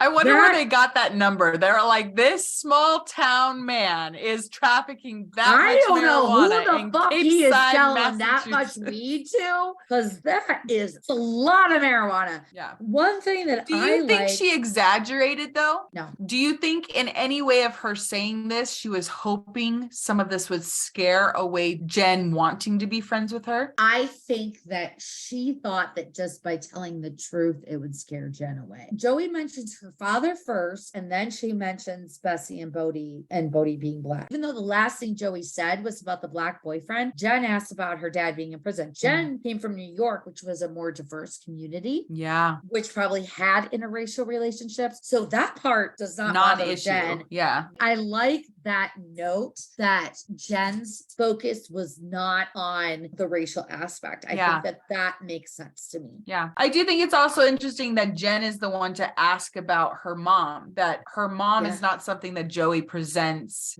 to Jen willingly. She also is very like bypassing, she had this cancer thing. It got her. There's no emotion to it. There's no real depth to it. She's so strident in how she says it about her dad and Bessie and Bodie. Her mom obviously obviously is a much more emotional thing. And she kind of curls into herself when Yeah. she says it. It really goes from she had this cancer thing that got her. Jen then goes, so you live with your sister. Joey quickly says the black her boyfriend black line boyfriend. and then goes right into Dawson. Like memories of her mom sparked this connection to Dawson, which Dawson is Interesting. her safe space, especially after her mom's death. Let's bring it back to Dawson. What are we really here for? Yeah, the look on Jen's face when Joey says, don't abuse his feelings, and she walks away. You see this look on Jen's face that's kind of like, oh, like I kind of like this Dawson guy. I want to be friends with Joey. What am Like, I getting in the middle of too? Yeah, I think what's going on? Jen and Dawson begin to bond in the high school cafeteria as they people watch, making up pretty inappropriate backstories for random people. Joey retains her patented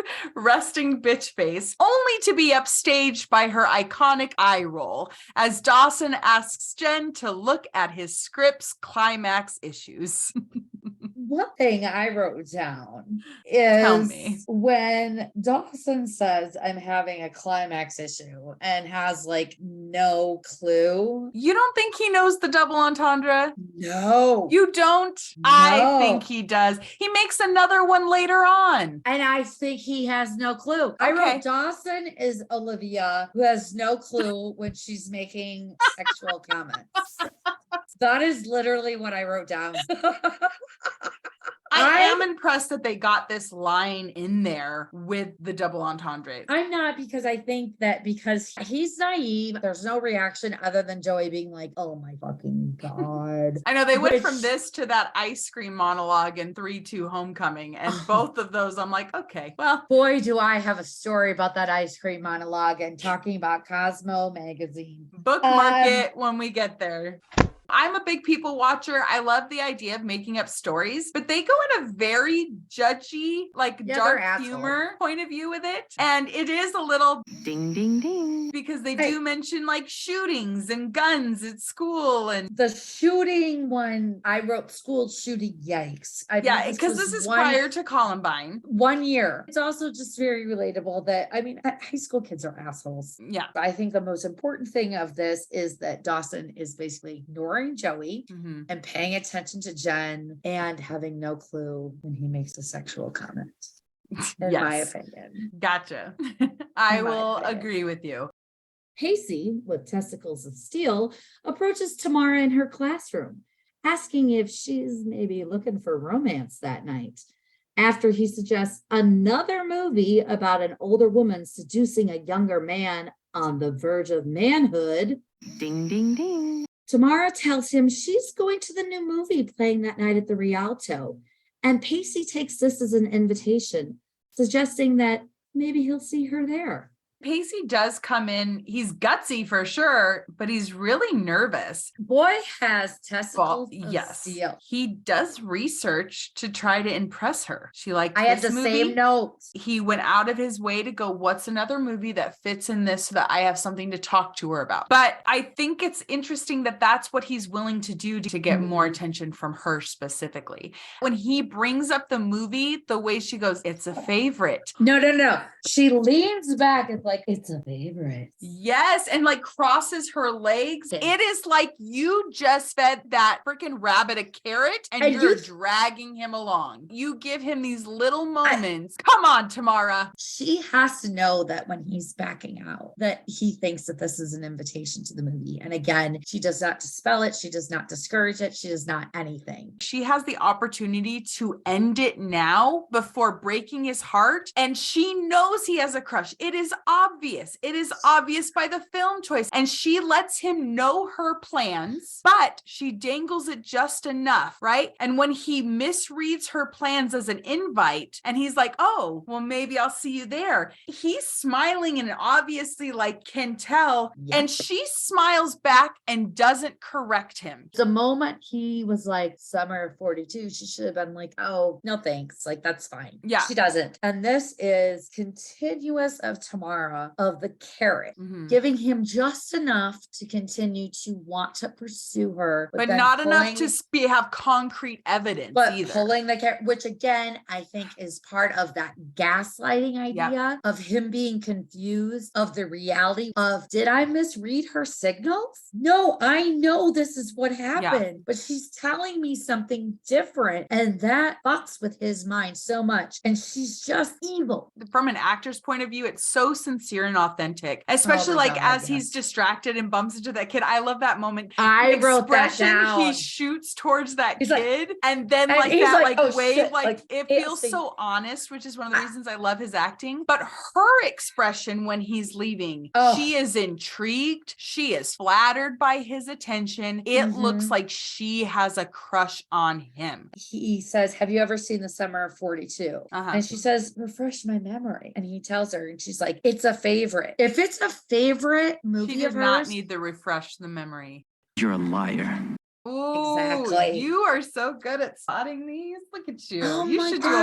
do a podcast. we should do a podcast. Oh, wait. Yeah. So but this is another instance that he does say verge of manhood. not the first time, not the last time we're going to No. hear. I'm going to take the teacher part of it out because Okay. it's a power differential. The law of consent was 16 for Massachusetts. Mhm, He is, we know, a few months shy of that. mhm. So he is literally on the verge of manhood consent wise, which I still think is disgusting. Mhm. If you're going to look at it from what the writers were trying to say or do, he is literally on the verge of manhood because he's just shy of consent.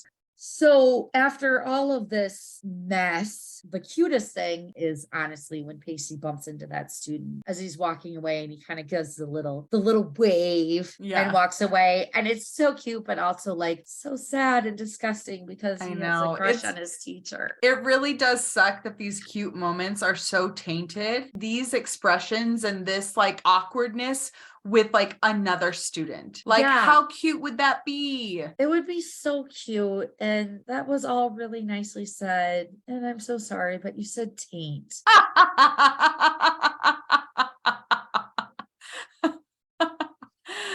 All right, on to scene 6. Can't say anything, can I? I guess I am Dawson. I told you, I'm sorry.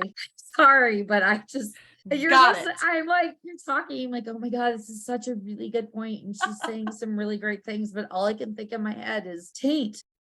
Pacey, having just had an encouraging conversation with his predator, enlists Dawson to help him, as he says, quote unquote, stalk a faculty member. Threw up a little bit in my mouth. I know. You Like what? described it beautifully. An encouraging conversation from his predator. Yep. Yeah, I- that was beautifully said. And stalking, I'm gonna call this not Okay. problematic moment because it's like Playing when it off. I talk to my friends who are like, yeah, I Facebook stalked him. I think it's more like that. I'll agree. But I do think it's interesting he has a plan. Like He does have that a he's come up with a plan plan, like a long game plan. Not tonight. for sex crazed Pacey, as that we are supposed to understand. Believe. Yes, obviously his idea is to lose his virginity in a high fantasy manner, as he says, but he doesn't just want sex. Yeah. I just want her to get to know me, Yeah. to know the gaze and the charm and the, I would say, hands. This is another verge of manhood. You're right. He does say it again. He says Yeah. it is a fact that Fact. a large percentage of older women are attracted to young boys on the verge of manhood. What are you? I am a mature woman, and I will not say that I am attracted to boys on the verge of manhood. But this is where we find out that Pacey reads Cosmo. I feel like so many people point this finger that him saying 3 menstrually diverse sisters is like a negative thing, but I actually think No. it was really progressive at the time. Most guys wouldn't even talk about periods without it referencing as God. gross. And he's Oh, like, yeah. this is a descriptor, not an insult. My sisters have prepared me. I read Cosmo because Pacey with her friend to women. But the fact that he's actively reading a woman's magazine to gain a woman's perspective, and yes, Cosmo was also super problematic at the time, I'm still impressed. And it is kind of a smart idea. If he feels like he doesn't understand women and he wants to get to know them, Yeah. he's like, read this, which he even Yeah. encourages Right. Dawson to do. Pacey is terrible with girls, Mm-hmm. but he very much wants to be good with girls. And his only resource is Cosmo. He's always looking at bettering himself. He looks at this thing with Tamara and he goes, what can I do to further this? He's a man of action. He does research. He does it in season 2. I want to fix this problem. What's the research I need to do it? It's just the things he's passionate about. He's willing to dive in and go for it and learn. Being a man of action, even when he's not confident about that action, he still takes it.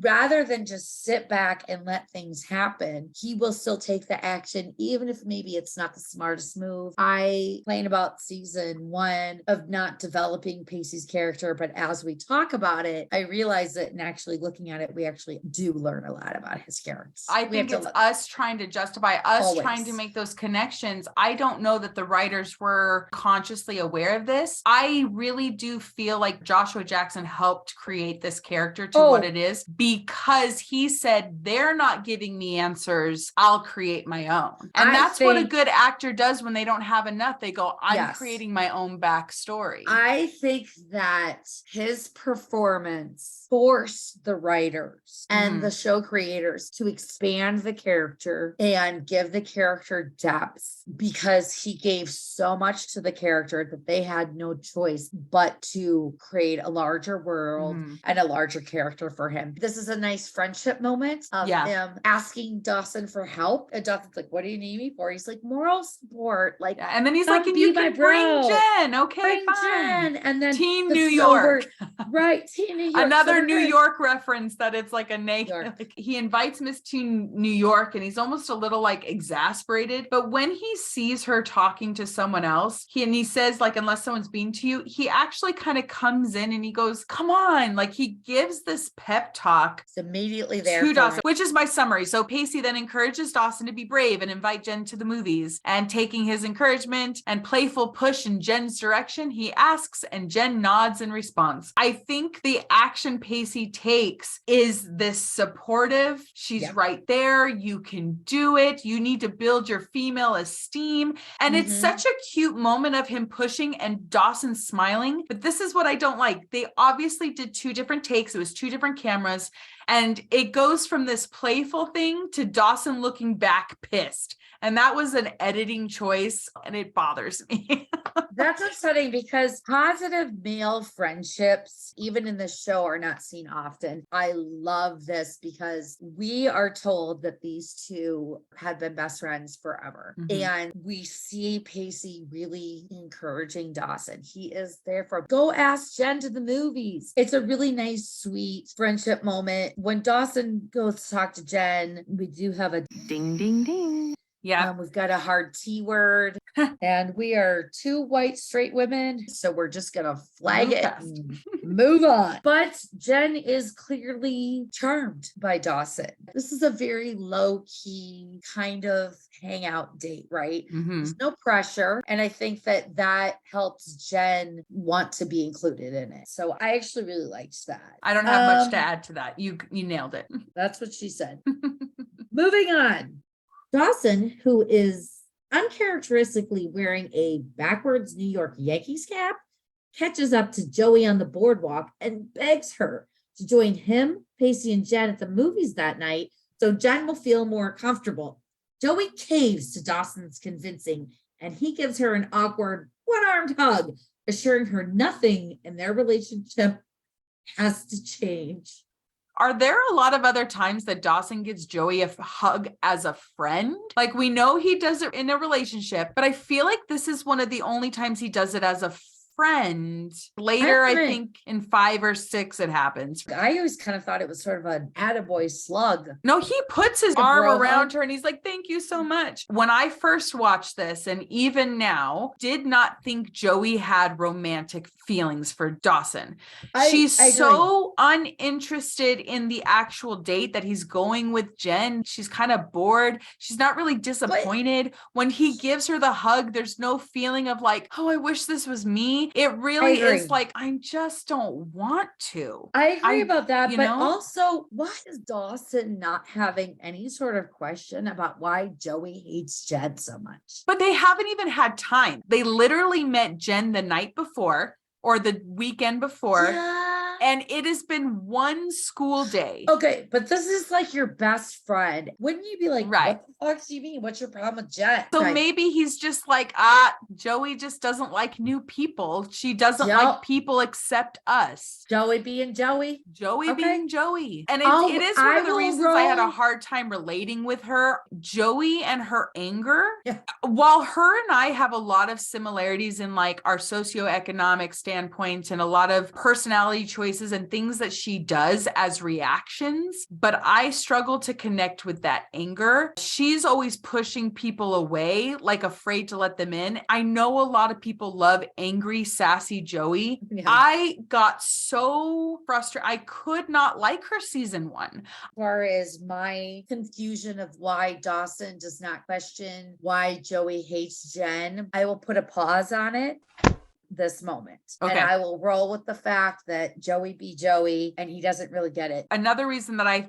didn't think it was like this relationship jealousy, but more person is Joey's always had Dawson, they're friends. So Yeah. here comes a very sweet Mhm. person. And I think Joey feels scared that Dawson's going to go, why would I want to be around this awful Joey when I can be around this sweet, innocent Jen? And she has agree. been so confident in her relationship with Dawson for so long that the idea that there's another girl that he can compare her against terrifies her. I completely agree. That is something that I kind of connected more with this time around that I hadn't before. All Yeah. right, so let's move on to scene 18. So in Graham's kitchen, Jen tells Graham she's going to the movies with Dawson. Graham agrees as long as Jen attends church, holding her in a religious hostage situation. Jen reminds Graham of her beliefs and boundaries. Jen agrees to a compromise as long as Graham,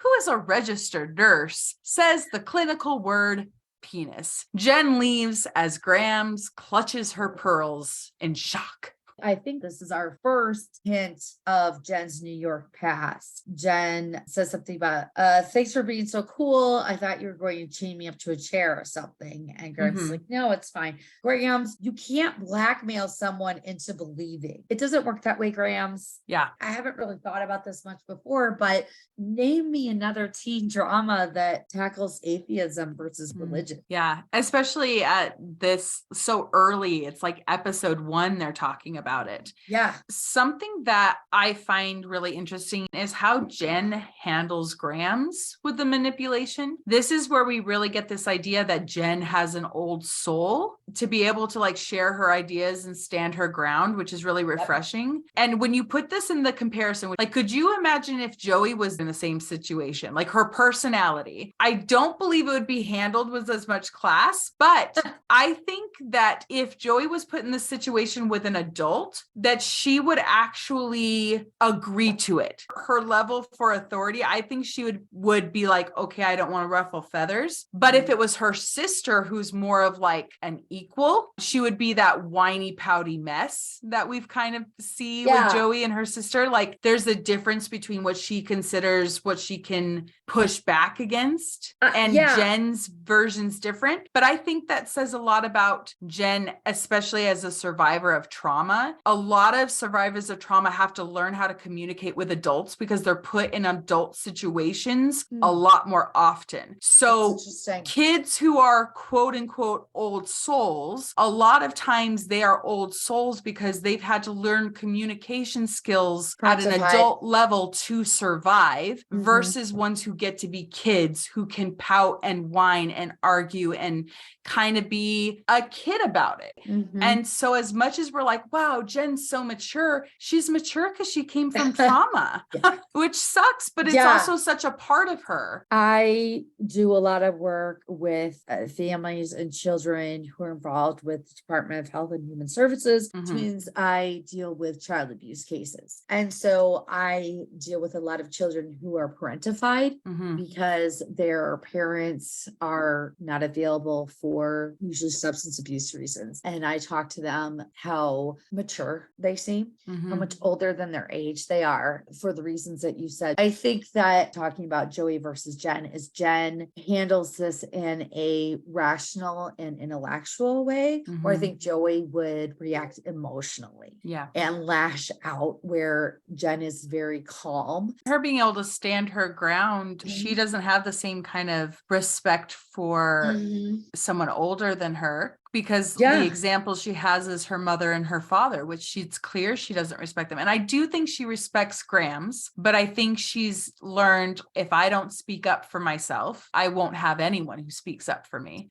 And she says, look, these are my beliefs, but I respect your beliefs. Mhm. Just don't try to push them on me. Grams also says, look, I know what happened in New York. Church would do you good. So again, we've got another kind of the past. She also says, I am trying really hard to keep my rebellious nature in check. She's been there a day or two. Like, what would be her rebellious nature that she has had to keep in check at that I point? think not lashing out in an emotional way, rather than kind of discussing it in a mature way and saying, Yeah. I respect you, rather than being like, fuck you, I'm going to stay out all night because you want me to go to church. So I could imagine her taking that trip from New York of like, I know Grams is religious. I know I'm going to have to come across this, and prepared. Like, because I do think by her saying, I'm trying to keep this in check, it feels like she's like, I knew this was going to be a problem, and I really am trying to handle this the best way I can. That scene when she's sitting on the dock, Dawson comes up and he's like, what are you doing? She's like, oh, the problem is my Grams. And she's really into religion. Like, right away, she's reflecting. And also, I need to step outside the house because I'm trying to not engage in this argument. So from the very beginning, she's aware of it and she's trying to really handle it in a very mature way. Like, I actually think she's more mature about it than Grams is at this Yeah. point, other than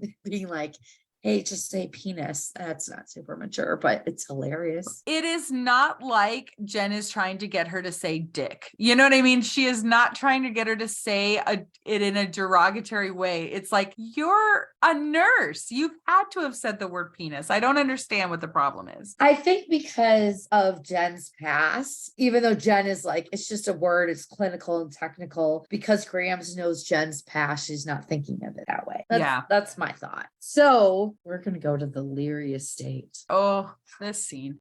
Back at the Leary estate, Dawson finds Mitch working on his underwater restaurant diorama, and Mitch inappropriately tells his son that watching Gail work is excellent foreplay. Oh, Dawson freaks out and demands to know why everybody keeps talking and obsessing about sex. Dawson proclaims sex should be treated as Spielberg did in his movies, hidden and out of sight. Dawson leaves to meet his friends for the movie, leaving a bewildered and apparently horny Mitch to finish watching Gail. So gross. So gross.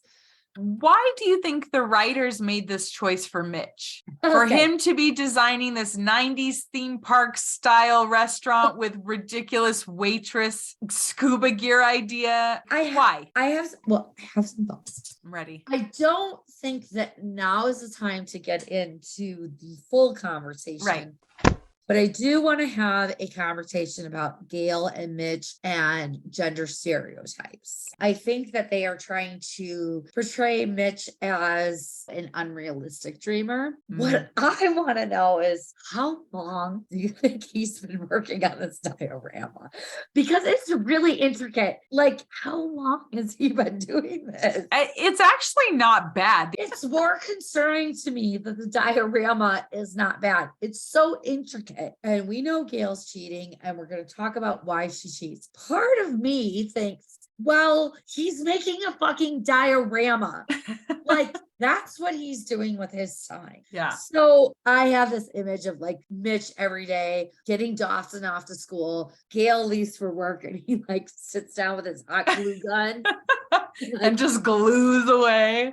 And obviously we've got a big boundary issue here. Ding, ding, ding. Don't Very tell gross. your kid that watching their mom work is the best foreplay. And Same. then he like creepily stares at the TV afterwards. It is no wonder that Dawson has this weird relationship to sex when it is broadcasted in such a like inappropriate way. This is one of the moments where I think, is Dawson a monster? Is he a product of his environment? I love Mitch and Gail for a lot of different reasons, but they fucked Dawson up one side and down the other Yeah. as far as sex goes. And which is sad, is they're the best parents on the show.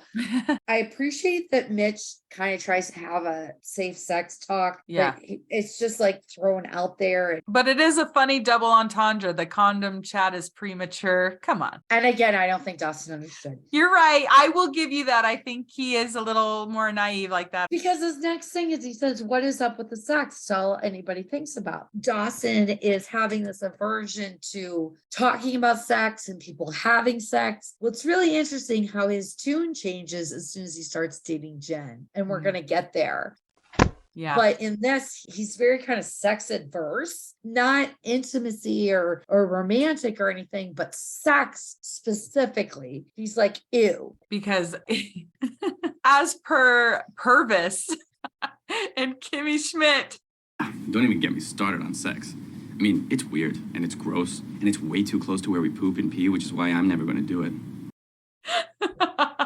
I swear, I know Joshua Jackson says that line, but I think of Dawson every time it's said. I think that is Dawson's general view at this point. And I get that because I think he is pushing back from the inappropriate boundaries of his parents. Mm-hmm. And that sex part of it, really, Dawson, this is really kind of your issues. And I get why you have these issues. Yeah. But it is interesting that his word is keep it in its proper place. What's its proper place? Right. Because according to him, Steven Spielberg doesn't have sex in his movies. And he says he should keep it like Spielberg, which would be non-existent. Hidden and out of sight. Mm-hmm. Purity culture. Yeah. Oh, another great music moment. Joey tries to rush out the door to meet her friends, but is stopped by Bessie as they have a sisterly moment with lipstick application. Joey leaves for her group date a little less like a tomboy. I don't feel like she's that much of a tomboy. No, they want to tell us she's a tomboy. There's nothing about her besides her having those bruised shins in the first scene that would imply tomboy. Joey has a big struggle with her femininity. The very first scene when he's like, don't make me call you Josephine. What I like about this is that she's wearing a necklace. She's wearing earrings. She's already kind of a little dressed up for this evening out. I love that because she is already trying to kind of take herself out of that tomboy position and embracing her femininity even before the lipstick. And then Bessie kind of puts just the encourages icing on the cake. Yeah. And it's adorable. With the music, it's another Jan Arden song, Good Mother, which is actually on one of the soundtracks. I love when Bessie first goes to put it on, Joey's got that scowl on her face. And then Katie Holmes does a beautiful job. You see her eyes soften, and then she kind of gets a little bit of a smile, and then she walks away and she turns back. She gives Bessie a smile. It's a really great small acting piece from Katie Holmes. This is what I wish we could have seen more of, because you have Bessie painting, you have Bodhi relaxing, you see Bodhi smile at this interaction, so you can see this That family connection. And then along with this cute, eclectic looking property, it's just like, oh, I wouldn't mind living here. In my work, I deal with a lot of grandparents who adopt their grandchildren. Yeah. Because the parents have substance abuse problems, and how the grandparents, I talk to them how they struggle going from the role of grandparent to parent. Yeah. And how Bessie has to straddle that role of sister and mother. And you see it literally in this scene. You got to drop the attitude, which is very sisterly, and then her kind of going into this maternal role of, I'm teaching you about makeup. And how complicated would that be at that age? Like So it's kind that, of led to believe that Joey's mom died around the age of 12 or 13. I have the timeline. You do? Okay. Later on, I'll talk about it. Okay. So she's around that age and Bessie's roughly 10 years older. That's really young. I mean, I was a young mother. I had my first kid at 21, 22, but that's a baby. Like all of a sudden you're thrown into raising Totally a preteen. different. Right. You've already had an established relationship of sisters being complicated and bitching at each other and being annoying. Here's Bessie staying here and Joey has a future. And there's so many times that Joey almost makes Bessie feel bad about her life. Not almost, she does. She does. She makes her feel bad about the choices and the life she lives. And so you have already this complicated sister relationship. And then on top of it, all the responsibility that was thrown on Bessie at a young age of a restaurant, of a teenager. And now she has a baby on the way with the prejudices of this small community who already looks down on her socioeconomically for all the drama of her dad going to jail and her dad cheating on her mom. And then she's raising Joey, who always is off with this boy climbing in through windows. And the amount of pressure that Bessie has is ridiculous. It's one of the reasons I really do love her getting to have a hobby in this episode, but they completely give her no space or room to be anything else but the stressed out woman. You know, there's a reason that there's a hashtag justice for Bessie. Yeah. She is an unsung hero of the show. Moving on. As our four friends walk towards the Rialto, Joey takes this opportunity to go full on bitch to Jen. She insults her hair color and asks if Jen is a virgin, to which Jen says yes. Dawson is horrified by Joey's behavior. Jen is unbelievably calm about it, and Pacey follows behind them, looking kind of amused. As they're walking down the street, Joey's body language, her arms are crossed. So she's already in kind of a defensive stance. We know that Pacey is one of the first people to recognize Joey's crush on Dawson. And so when she's being such a bitch to Jen and Pacey is walking behind them with a smirk on his face, I kind of wonder if at that moment Pacey's like, Joey, I know what you're doing. You don't know what you're doing. I know what you're doing. And I think it's interesting that they don't have Pacey participate in this dialogue between the three of them. They just let him be this silent observer. It feels a little bit of a disservice to not include him in these friend moments verbally, but at the same time, it's very telling to let this play out and him observe. And, I agree. And I think it also tells a lot about his character that he doesn't have to be the center of attention all the time. He can be in the background. And so it really depends on the scene. Inside the theater, Pacey immediately abandons his friends when he spots Tamara sitting alone. Joey watches in horror as Dawson nervously holds Jen's hand in his sweaty palm. This provokes more anger and inappropriate comments from Joey. Dawson, having had enough of Joey's behavior, pulls her out of the theater. Normally, the way that they would do it is you would have the guy in the middle, the two girls who like him. And instead, we have Jen in the middle. I thought that it was a little bit different than how I think normally it's portrayed.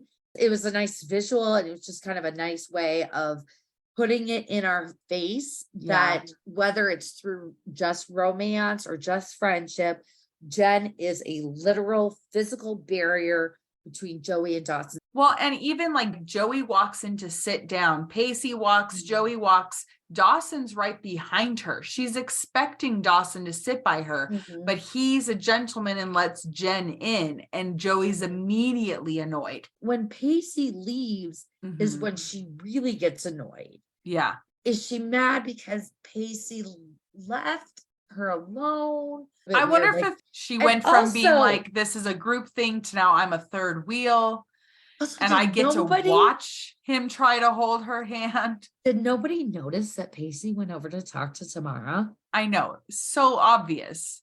So we're just going to skip past that. Okay. Apparently, Pacey's shirt is buttoned all the way to the way top. to top. I think they were trying to make him know. look less cool, but spoiler, it isn't working. So just let him wear a shirt like a normal human being. What I really liked was the awkwardness of the scene. It felt relatable. It felt like an innocent exchange. And I really like to think of this from Jen's point of view. A couple of days ago, she was in New York. We learned she was ripped out of her home and sent away immediately, and was with a guy who was, quote unquote, one of the nicest guys she's dated, but he's actually pretty terrible.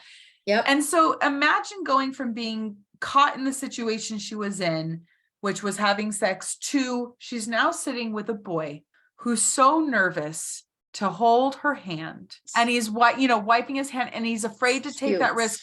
And it makes me even more mad at Joey that, like, here's Jen getting to have a real experience of what a teenager's dating experience should be. That awkwardness, that will he like me? Will he won't? Is he going to hold my hand? And it's almost ripped away from her with this very like sexualized words from Joey from such an innocent place. This is the first time we see Jen actually get annoyed. When Joey says, "Are you a size queen?" Jen's like, "Excuse me?" And so through all of this, Jen is just taking it. Yes, I do highlights. Yes, I'm a virgin. No, Dawson, it's fine. And then in this moment, she's about to get this innocent experience, or she starts to get it. And Joey cuts in with this sexualized comment. Yeah. That's what finally triggers Jen. I didn't really put it together why, but you setting it up that way, I think that's it's very heavy. Yeah. And Dawson, it's his breaking point too, because she just took away his moment. This is the first girl he's probably really shown interest in. And for him to be like physical, to grab Joey and pull her out, because he is not a physical person, and he grabs Joey's hand and pulls her out. And I think that really shows where Jen and Dawson are at this point with Joey's behavior. And I don't blame them at this I don't point. either. I do just really love the awkwardness, tenderness, and innocence of watching Dawson rub his hand and being so nervous. We were talking earlier about Dawson's Creek and it being seen as so sexualized and everything. And one of the most powerful moments in this episode is this very sweet, very innocent moment of trying to hold someone's hand. Yeah. Let's move on to a part that's not as innocent. Fuck, man. Pacey joins a flabbergasted Tamara and tries to strike up a conversation. When interrupted by the arrival of Tamara's friend, Mr. Gold, a scuffle ensues, resulting in Pacey getting punched in the face by an unhappy moviegoer. Ouch. I think this is peak cockiness of Pacey's character in this episode. Testicles of steel. He is like, it's during a movie. The movie has started. He has no film etiquette, sits by his teacher in front of everyone talking, and then is like, is this guy bothering you? Ding, ding, ding. When he first sits down, he says, "Hey, Tamara." She invited that familiarity, and she is so confused. Why is he here? Why does he think he can sit with me? Because you fucking encouraged it. Yeah. And she's playing like she doesn't understand, which is so confusing to him. And right here is the moment that Tamara has the ability to be straightforward. She says, "Pacey, are you sure you don't want to sit with your friends?" Yeah. Guess what she could have said? "This is not appropriate. I am here with my friend. You need to leave and go sit with yours. I am your teacher. Thank you for reserving my rental. But from this point on until forever, I will not be watching it with a student. We have crossed lines. Like, we're done." But no, she just is very passive. When Benji shows up and he's like, "Is this kid bothering you?" And he's like, "Benji." And he says, "Miss Jacobs invited me." So he calls her Miss Jacobs. So he called her Tamara. Yeah. When it was just the two of them. And when Mr. Gold shows up, he says Miss Jacobs. And I want to track when he calls her Tamara and when he calls her Miss Jacobs. When she says, "You know, you have to understand, I was only renting a movie," and he looks confused. He's Yeah. so confused. So confused. And sad to be like, how did I misread the situation? It's like, you didn't misread it. The journey he goes through in his Ugh. face of like, wait a minute, hold on. Like, and it really does also show his immaturity that he really can't Yes. separate it. I feel like we've got more to say, but we're going to move along because we talked a lot about this already. Yes. So, Okay. you ready for the next scene? Go ahead. Yep. In the lobby of the theater, Dawson and Joey have a screaming fight in Dawsonese, at first seeming to be about Joey's jealousy over Jen, and then her annoyance at Dawson because he has a perfect life. Joey then storms off, leaving a baffled Dawson and me in her wake. I have seen this show so many times and I do not fucking understand what is going on. I mean, This is as so we all know, there is Dawsonese, where the conversation is circular and has no point, but it has a lot of words. Yep. And this is one of those.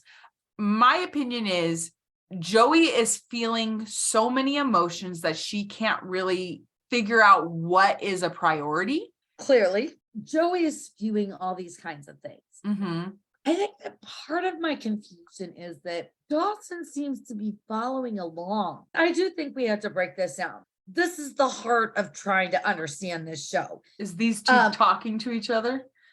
Yeah, or just fucking, as you said, Dawsonese. So she says her problem is from the moment Little Miss Highlights Jen showed up, you haven't said one word to me. I don't think that that's true. No. He has still been hanging out with her. And why does this comment not immediately be like, why are you jealous of Jen? So moving on. Dawson rightfully calls bullshit. And then she says all his blood is rushing downward.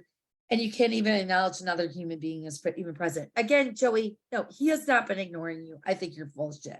She's had a little less time and she's convoluted it in her head to be a bigger problem than it is. And I get that. And then I'm going to defend Dawson here because he says, I like her. Sue me. I thought you were my friend. Where's a little understanding? And she says, I understand everything. All I'm tired of understanding. All I do is understand.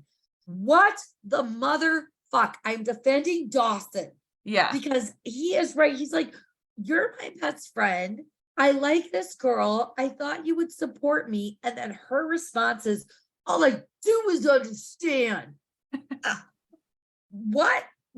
I think it could be a couple of things. I'm willing to listen. I do think it's weird that they're using the word understand because she hasn't shown understanding to his attraction to Jen. She's only been kind of bullying, not kind of, she is bullying Jen and bullying Dawson in this experience. Maybe part of that is she hasn't had that opportunity to experience that yet. This is also bringing up maybe realizing she's got feelings for Dawson. She's not there yet, but there's this feeling of he's moving on without me, but not just without me, but also in a place I've never been. Then let me ask you this. In the next breath, then all of a sudden she's talking about how he has a perfect life and it's a fairy tale and he wants conflict for his script. That is a completely different conversation than she had 2 seconds ago. I'm asking. So I literally do not know. She looks at Jen as being a fairy tale and she's the real world. Not only does he have the perfect family and all this stuff, and he's looking for conflict because his life is so perfect. He has this life that she will never get to know. She doesn't have the ability to close off reality that he can. She lives in the real world. She says, you're so far from reality, you can't even see what's right in front of you. She's what's right in front of him. Okay. I think she looks at this and sees this as his ungratefulness. All this time, I'm right here, always understanding you. I live in this real world and you want to escape it. And by escaping it means you're abandoning me to go to this dream girl who's better than me in every way. She's sweet, she's kind, she's experienced, she's from New York, she's blonde, she's curvy. So I think there's this conflict of, I can't compare to her. I've always been there for you. I have been with you forever. And now you're leaving me to go chase this dream And I Wow. don't think it's romantic. I think it's more from a feeling of just she doesn't want to be left behind. I'm blown away by that analysis. I really, honestly, I'm blown away by that analysis. Like I said, I have seen this so many times. I have done so many acrobatics, gymnastics to justify and explain different things of the Dawson's Creek writers. And this is one scene that I have never, ever been able to dissect or explain. And you just did that in a very eloquent and understandable way. Did you perform a lot of gymnastics to do it? A little bit. Look, it's Dawsonese Mhm. and it does not make sense on the page. If we are looking at what's beyond the page and what was this character actually feeling, you just did a masterful job of explaining it. She doesn't even completely know. I feel like she I just agree. has pieces and she's trying to filter it out herself. And this is why from the beginning, I didn't think she knew she was romantically interested in Dawson, but I think she's just upset she's not a priority anymore, especially because she has been by his side, understanding who he is as a person. She's never made him feel bad about his obsessions. She's supported his obsessions. So that's where I think maybe that understanding comes. I have always understood who you are, and now you're leaving me behind. So No, I really, I'm on board. You convinced me. woo, I told you I had some thoughts about that scene. I mean, honestly, I'm blown away. Well done. And now we have Dawson is walking Jen home, where they both try to take responsibility for the evening's disastrous events. Jen goes into a monologue of all of Dawson's amazing traits before thanking him for the evening as she gives some clues to her not so great life in New York. Jen heads into the house telling Dawson she's going to pretend they kissed. Up until the previous scene, I've been on board with this episode. I'm here, I'm understanding, I'm analyzing that last scene, this scene. I feel like shit is just going out the window. Jen is like, this is all my fault. Yeah, why is she feeling responsible? Thank you. I don't know. I don't know why she feels responsible. That is completely confusing. And then Dawson says, I pulled the pin. I tossed the grenade. What does he mean that he pulled the pin? Is he saying that he should have known that Joey was going to be an asshole? Jen apologizing makes no sense at all. Dawson apologizing could maybe make sense, but it doesn't to me. It does What's feel he like talking about? He's trying to take responsibility for Joey's actions, or is it that he invited her? I had the same questions because he knows Joey can be volatile. So maybe that's why he said, I pulled the pin, I forced her to come. He says, I thought that you were my friend. I thought that you understood that I liked her. You convinced me on the last scene and you did a masterful job. This, I don't get. This is how I can maybe reason it. They just had a really awkward experience. It wasn't even an officially date, but it kind of was a date, right? They were holding hands. They both had these moments ripped away from them. They both feel insecure and guilty. They don't want the other person to be pushed off. So I think it's more of a guilt, shame. I'm just going to take responsibility so we can maybe just wash this night away and have a fresh start. I don't want you to feel bad. Well, I don't want you to feel bad. I mean, that's the only way I feel like you can justify it. No, I agree. So now we're going to move on to Jen telling Dawson how amazing he is. Okay. How does she know he's talented? I'm not saying that it's bad for someone to give these kind of compliments, but it's so over the top. It's sweet, sure, but it's unrealistic. No girl is going to go, I'm vulnerable to say that I like you this much. I did say, how does she know he's talented? I said it was unnecessarily complimentary, but sweet. I think she was worried this experience would make him push her away because of Joey's reaction. And she knows he's close to Joey. Even though it's unrealistic, it's like she's trying to put his mind at ease. And I think that the complimentary part of it too can go back to Jen with guys in the past feel like she had to maybe stroke their ego. It wasn't enough to just be her and be honest, but she had to make them Good feel point. good in order for them to like her. Dawson does thank her when she says she doesn't want to kiss. He doesn't push her, which is Agreed. another reason that she finds him refreshing compared to the men she dated. The innocence again. Yeah. So of course she doesn't want to push him away.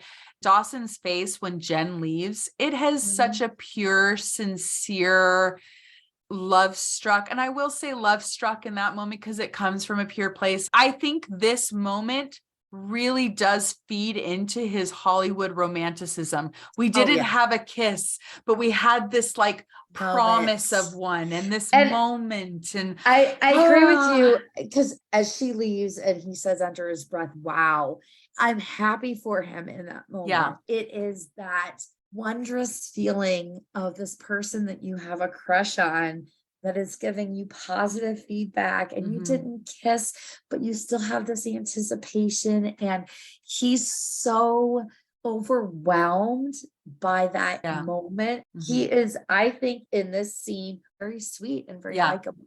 I agree. I was like, I like this moment of him. Pacey, with his ego and eye bruised, runs into Tamara as she is seemingly waiting for him by the docks. Tamara insists she wasn't flirting with him, but he doesn't believe her. She's a liar. She's a liar. liar. Sorry, I shouldn't interrupt you. It's okay. It was warranted. He then launches into a pretty mean diatribe about Tamara just wanting to feel young by flirting and fantasizing about a young boy on the verge of manhood. This scene, oh my gosh. Ding, ding, ding. Tamara is waiting for him. There is no running into. He's punched. She doesn't want to address it there because there's too many people. She doesn't want to bring it up at school. She doesn't know his home life yet. So maybe she's worried he's going to go home. The parents are going to see a bruised face. She's going to get a call. I think she's panicked and wants to fix the situation, but she did not need to have this conversation with him, but she goes for him. And the fact that Pacey tries to walk away and Tamara takes his arm and stops him. She touches him twice. Yes, Twice. he pushes her away one of the times. No, both the times. Both the times, She takes his arm, he starts to pull away, and then when she goes to put her hand up by his face, He pushes literally it away. slaps it away. Yeah. She is the one who is insistent. She is the one pushing the physical touch. And she straight up lied to him, if not herself. I think she knows. I don't think she's just lying to herself. Oh, the reason I say lie is because something she says. How can you say you were just renting a movie because it's the truth? No, it is not, Tamara. You're a liar. She says, I'd like to clear up this misunderstanding. And he says, I understand you perfectly well. And she said, I'm so sorry. If you did nothing wrong, why are you apologizing, Yeah. Tamara? And I'll he's tell like, you you why. should apologize because you're lying. You're a liar. He calls her out. The truth is, you're a well put together knockout of a woman who's feeling a little insecure about hitting 40. So when a young virile boy such as myself flirts with you, you enjoy it. You entice it, you fantasize about what it would be like to be with that young boy on the verge of manhood. Because it helps you stay feeling attractive. Makes the aging process a little more bearable. Well, let me tell you something, you blew it, lady. Because I'm the best sex you'll never have. Instead of walking away like a normal person, Tamara instead tells this 15-year-old child that he is not a boy, pulling him into a passionate kiss. Tamara then pulls away and apologizes before running away, understandably leaving our poor Pacey very confused. While he's talking, Uh-huh. she does not look pissed off. She does not look angry. She's into it. He's being kind of a dick. He's calling her out. He's saying, you're fucking with my head. I know what you're doing, and I'm not putting up with it. So fuck this shit. He again refers to himself as a boy on the verge of manhood. And her response to all of this, she sucks face with them. Okay. And then freaks out and runs away. I get secondhand embarrassment every time this speech is played. I have a hard time listening to it. But what is it in this speech that makes her call him a man? Is it the fact that he stood up to her? Is it the fact that he's dominant in this moment? Is that why? I'm not a boy, timid and shy. I'm a man saying you are doing that. I don't know. What? We know that Tamara had an abusive husband. I think that this is a trauma response of her being called out, being told she's shit.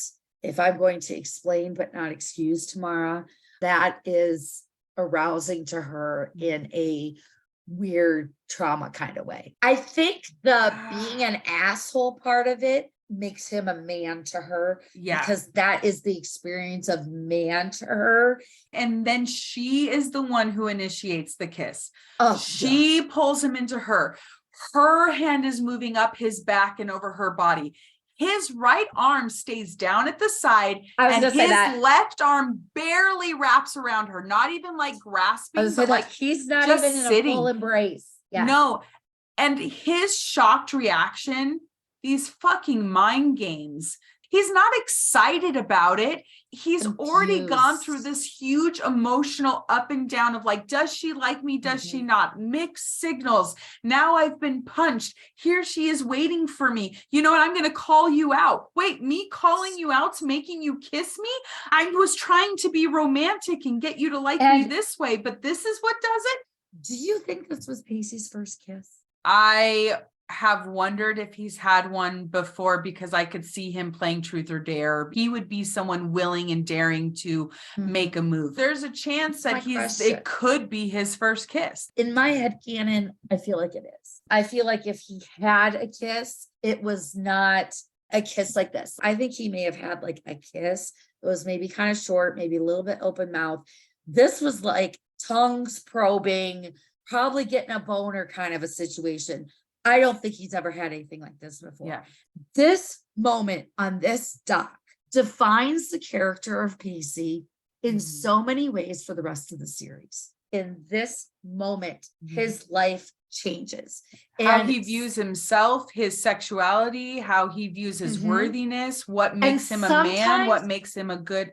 And while the show does not let us address the fact that this is statutory rape, and they do not maybe acknowledge that all of those parts of his personality that we see moving on are attributable to this, it absolutely is one of those moments where you look back and there's everything before and there's everything after. And this is reflected in all of his relationships from this point forward. It is a life-changing moment for him. She does then become horrified, which is more confusing to him.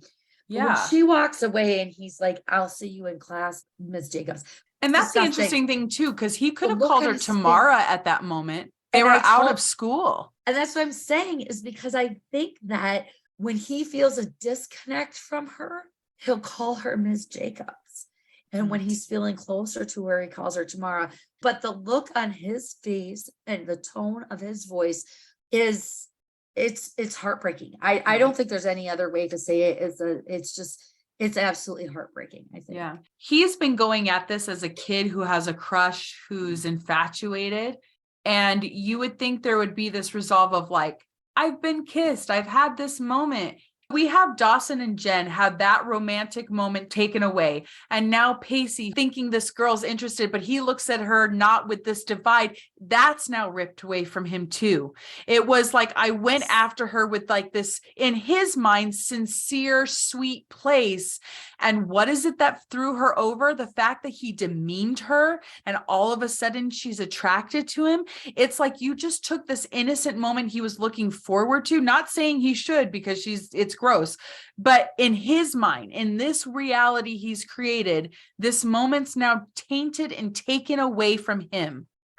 First of all, you said taint again. Listeners, you do not know, but as Olivia started talking, I freaked out because I was having the same exact thought. And I never saw that juxtaposition before of the Jen and Dawson innocent moment being ripped away from them, and the Yeah. Pacey Tamara, not that it should have been innocent. Think about how exciting your first kiss is and Mhm. wanting to go and share it with your friends. He can't even tell anybody. No. He can't And even be like, Dawson wouldn't believe him anyway at this "No, point. first real kiss with this beautiful woman." Like, Yeah. I mean, he can't tell anyone. It's No. just, God, that's so sad. Dawson's talking to him about his experience with Jen, and Mhm. he's like, I can't say this to anyone. Let's move Okay. on to the final scene. Dawson comes home to find Joey hiding in his stinky teen boy closet. Ew. They both admit events of the evening made them, at least briefly, look at each other differently. Joey insists that their friendship can never be the same since they can't share everything with one another, like Dawson's masturbation habits. Dawson seems to agree by being unable to answer her question, so she flees through the window, dashing to her rowboat in tears. As Joey gets in her boat, Dawson sticks his head out of the window and yells to Joey that he likes to masturbate in the morning to Katie Couric. As Joey cries / smiles / laughs, feeling relieved that nothing needs to change, she witnesses Gail kissing Soft Bee Bob, and she drifts off out of frame, looking shocked and confused. I have questions. Yes. I'm going to skip past all of it and get to the heart of the issue. Dawson is a 15-year-old boy. I think Katie Couric is a beautiful woman. Mm-hmm. He's jerking off to her, Mm-hmm. like not some hot teenage girl. Katie Couric, who is a news anchor like his mom, Yeah. an adult woman, that's who you're jerking off to. No disrespect to Katie Couric, but I don't think that many 15-year-olds in their fantasy world are going there. Yeah. And I don't think there's an answer to that question. I just want to say, Dawson, dude, get a Cosmo magazine. You're going to find some more appropriate options. The conflict for me is how similar it is to who his mother is. Moving on, we can talk about the rest of the scene. That closet has to reek. I A can't even 15-year-old imagine. boy, come on, don't sit in the closet, Joey. No. I do find it believable that Joey doesn't understand her own behavior. She is a mess of emotion who has no Mhm. idea why she's reacting the way she is, has no idea what she's really feeling. And I really appreciate that Dawson apologizes for being insensitive. He does. He does apologize. What is he apologizing for? He says, I am sorry. I was an insensitive male. I thought it was above it. Is he saying that he recognizes that he was ignoring his best friend in favor of this romantic relationship? Or was he just trying to smooth feathers? Yeah, I don't understand exactly what he's apologizing for. And that's part of because I still am not entirely clear Right. on what it is he did wrong. I think he is sorry that he upset Joey, but I think he doesn't know how or why he upset her. Because he doesn't want to lose her friendship. He says, what we have is the only thing that makes sense to me.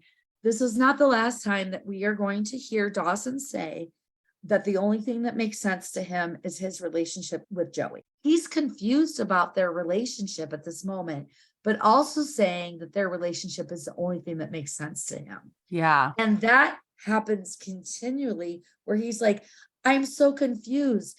I'm confused about us. And you and I were the only thing that ever made sense to me. This is the beginning of a pattern for Dawson saying that she's the only thing that makes sense to him, but not understanding what the fuck's going on between them. And this is one of the problems with this show.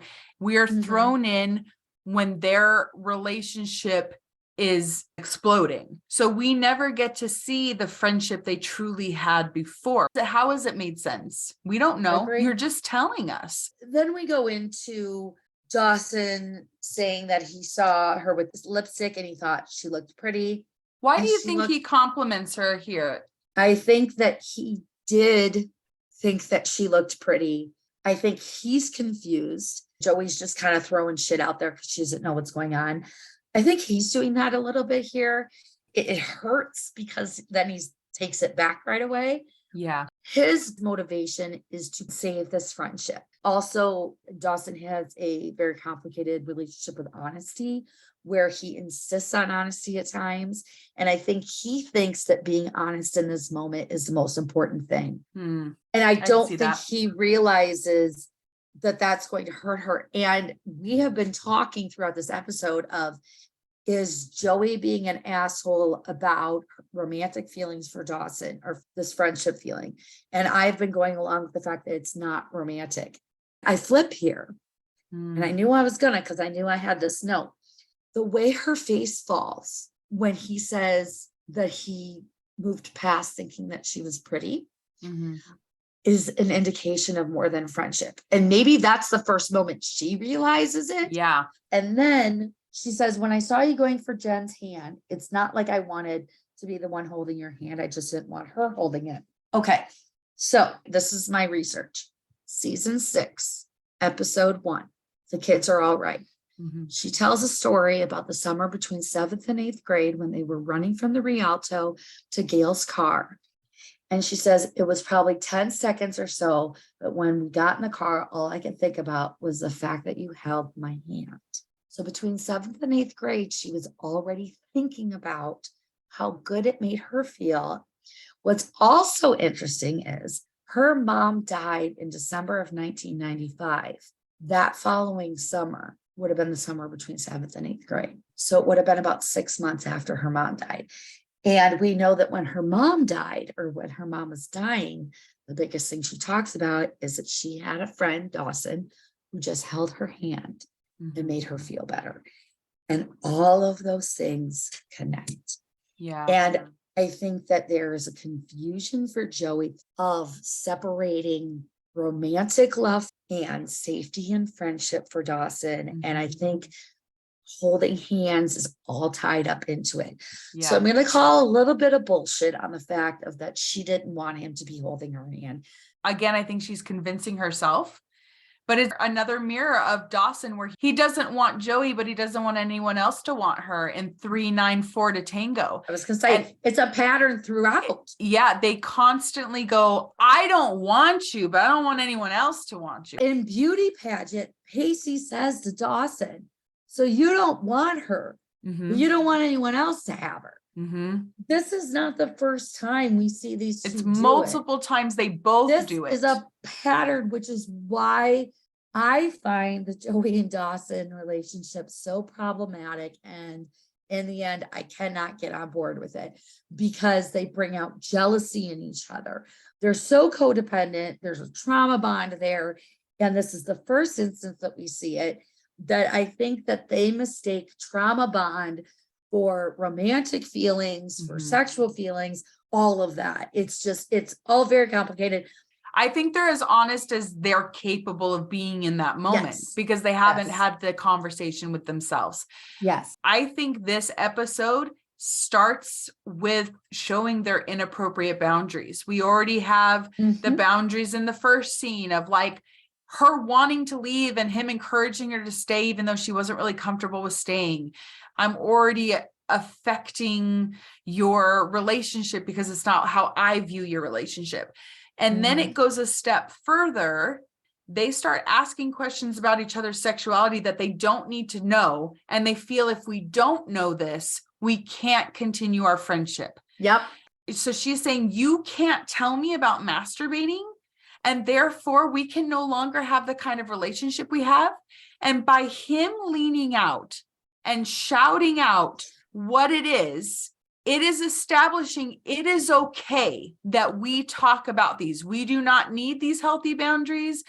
This leads to the season 4 virginity talk debacle.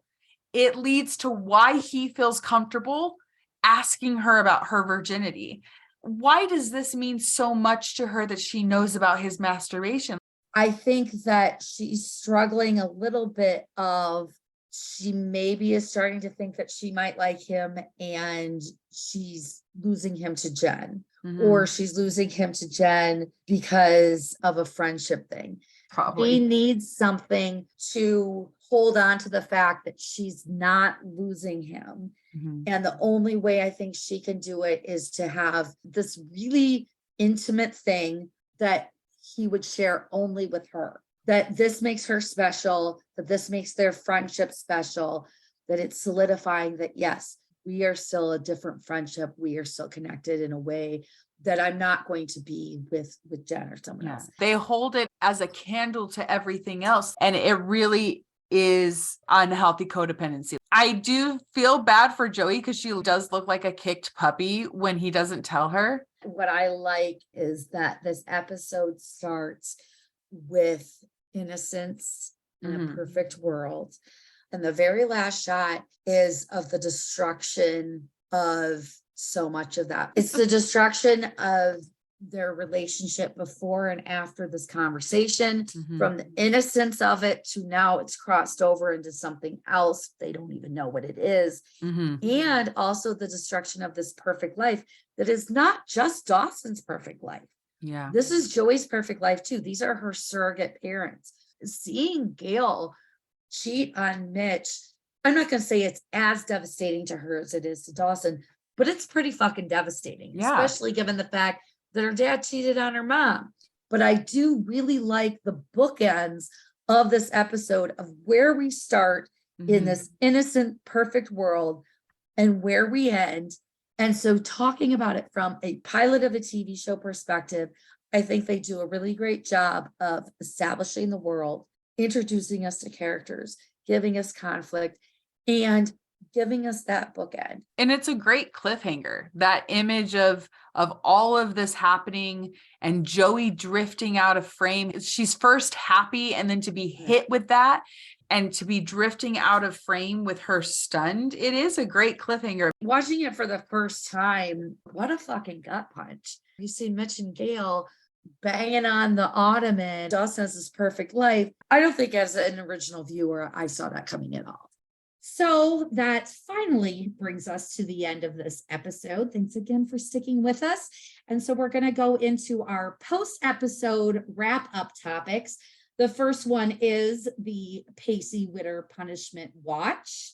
We had 2 instances of the PWPW this week. Ouch. Ouch. The first was Mean Girl Nellie telling Pacey he's nothing, therefore helping drive him into the arms of a predator. And the second instance was Pacey getting punched in the face because he was trying to hit on said predator. I don't know if maybe we see a little theme there in the punishments. One of the other things we wanted to do was a question of the week. This is a little get to know you. So Victoria, what were you like at 15 years old? I was a bit of a mess at 15. I was a sophomore, like our friends, and the sophomore year was definitely a transformative year for me. I have an older sister. She's 2 years older than me. And I say this with all the love in my heart, she is like perfect. And I always felt like I had to be like her. And in my sophomore year is when I started to say to myself, no, I am not her, and I need to start being myself. And I became a wrestling cheerleader. Wrestling is huge in my town. And I also started to become friends with a girl who was in the year older than me. We were both cheerleaders and started to form a close friendship with her. It was a real journey that year to kind of start figuring out who I am, start figuring out that I don't have to be the person that people, my mom, think that I have to be. Also, my sophomore year, looking back, I realized that that was the time that I first experienced depression. And I didn't really fully understand it. I would say I was depressed, but nobody took me seriously. They're just like, oh, you're sad. My parents are like, do you want to go talk to our pastor? I'm like, no, I don't. Oh, the 90s. There was no space for mental illness in the 90s. Space at all. But honestly, 15 years old, sophomore year was a really, really rough year for me. That was kind of what I was doing. Basically, I was a hot fucking mess. Olivia, what were you doing? So 15, I was a sophomore, and there's a lot going on. I feel like that's just a big year where there's lots of changes. For me, at the time, it was just my mom and my brother and I. until my cousin moved in with us. And that was kind of a big adjustment. So my mom worked nights. And so my brother and I were on our own a lot, which was fine. So I was very much the home runner. And so at 15 years old, yes, very much parentified. I was the one trying to keep my freshman cousin in check and trying to follow the rules and be responsible for him at school and at home because he was pretty much kicked out of his home. This makes me feel like shit. I'm like, he was having a really rough time that I wasn't as cool as my sister and I was a cheerleader and it was so hard. And Olivia's like, I was taking care of the entire household and my cousin. And I'm like, hi, privilege. Nice to meet you. I didn't mean it like that. It was, I know you didn't, but it worked out fine at this time. Like, so we lived in an apartment. My mom and I shared a room and my cousin shared a room with my brother. I was in that transition of like, who do I want to be? I was on like the school color guard team, which was like with the marching band. My freshman year, the band was a huge thing. And then we switched directors and it just went. I do feel like after my sophomore year is actually when I started having a lot of success. So I feel like sophomore year was a little rough. Good. Right after my sophomore year, I had like my first lead in a show and felt really like on top of the world. But sophomore year as a 15-year-old, I just had my responsibilities. I was in honors classes. And I think a lot of it is a blur because my time was either at school because I filled my time as much as I could at school and then running the house, making sure chores were done, making sure everyone was taken care of, I helped pay bills. And in that way, I related to Joey a lot and that she was constantly taking on these responsibilities in the home. I was doing things like, okay, I was out drinking tonight and I heard that if I put a penny in my mouth, it's going to make my breath not smell like alcohol before I go home. That's what I was doing.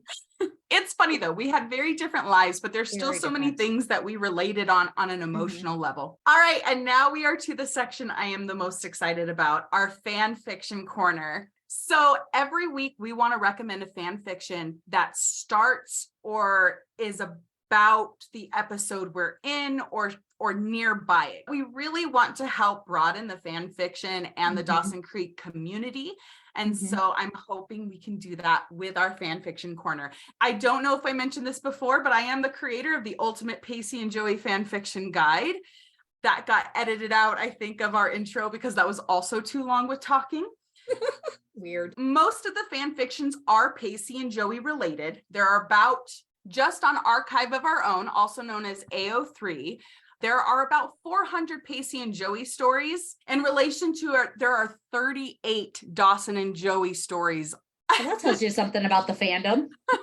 There is a lot of fan fictions that will be mostly Pacey and Joey centered. We will try to make sure they're ones that are Jen and Pacey or Jen and so. Like there's so many different crossovers. We'll try to not make it just Pacey and Joey. Our recommendation for episode 1 is called Something Gave You the Nerve to Touch My Hand. It's Nice to Have a Friend by the New Romantics. This is an AU, which means an alternate universe. After her mom dies, her dad gets carted off to prison and her best friend abandons her. Joey's not really in the mood to let people into her life. That is until Pacey Witter decides he's bound and determined to be her new best friend. This is a Teen Plus, which is about a PG-13 rating. It's a one-shot, which means there's no chapters. It's just one complete story, and it's roughly 24,000 words. It was published in 2020, and I believe I read it shortly after it was published, so either the end of 2020 or the beginning of 2021. My recommendation was I felt like the author did a really good job with these characterizations and making the changes in this world. And I really liked Joey and Pacey not having a history and getting to know each other with a fresh start. That does actually sound really good. And if it's just a one shot, like just read it in one sitting, that sounds awesome. If you have any recommendations, please let us know. We do have some planned out, but we would love to hear what you would recommend. There's some that are locked in for certain episodes because you cannot help it. There's one with the scare that's locked in. There's one with the ending of season 2, which was the first fan fiction I ever read. That's locked in. So when we get there, I'm sure you already know if you're a fan fiction fan. Absolutely. Fan. So believe it or not, that finally brings us to the end of this episode. Oh my gosh. We did it, our first one. Thank you again so much for listening. It means a lot to us. We have really enjoyed doing this already. We're really excited to continue to interact with all of you and continue to build the community. And in helping to build the community, it would be awesome if you would leave us a sparkling 5-star review wherever you get your podcasts. It can help other people find us and also help justify why we just spent weeks editing 7.5 hours of podcast goodness for you. Also, please do follow us on social media for more Dawson's Creek content. We will be posting things there. You can find all of our links in our link tree. We also have a link to our Discord server where you can join and discuss each episode with us and other listeners. Thanks again, and until next time.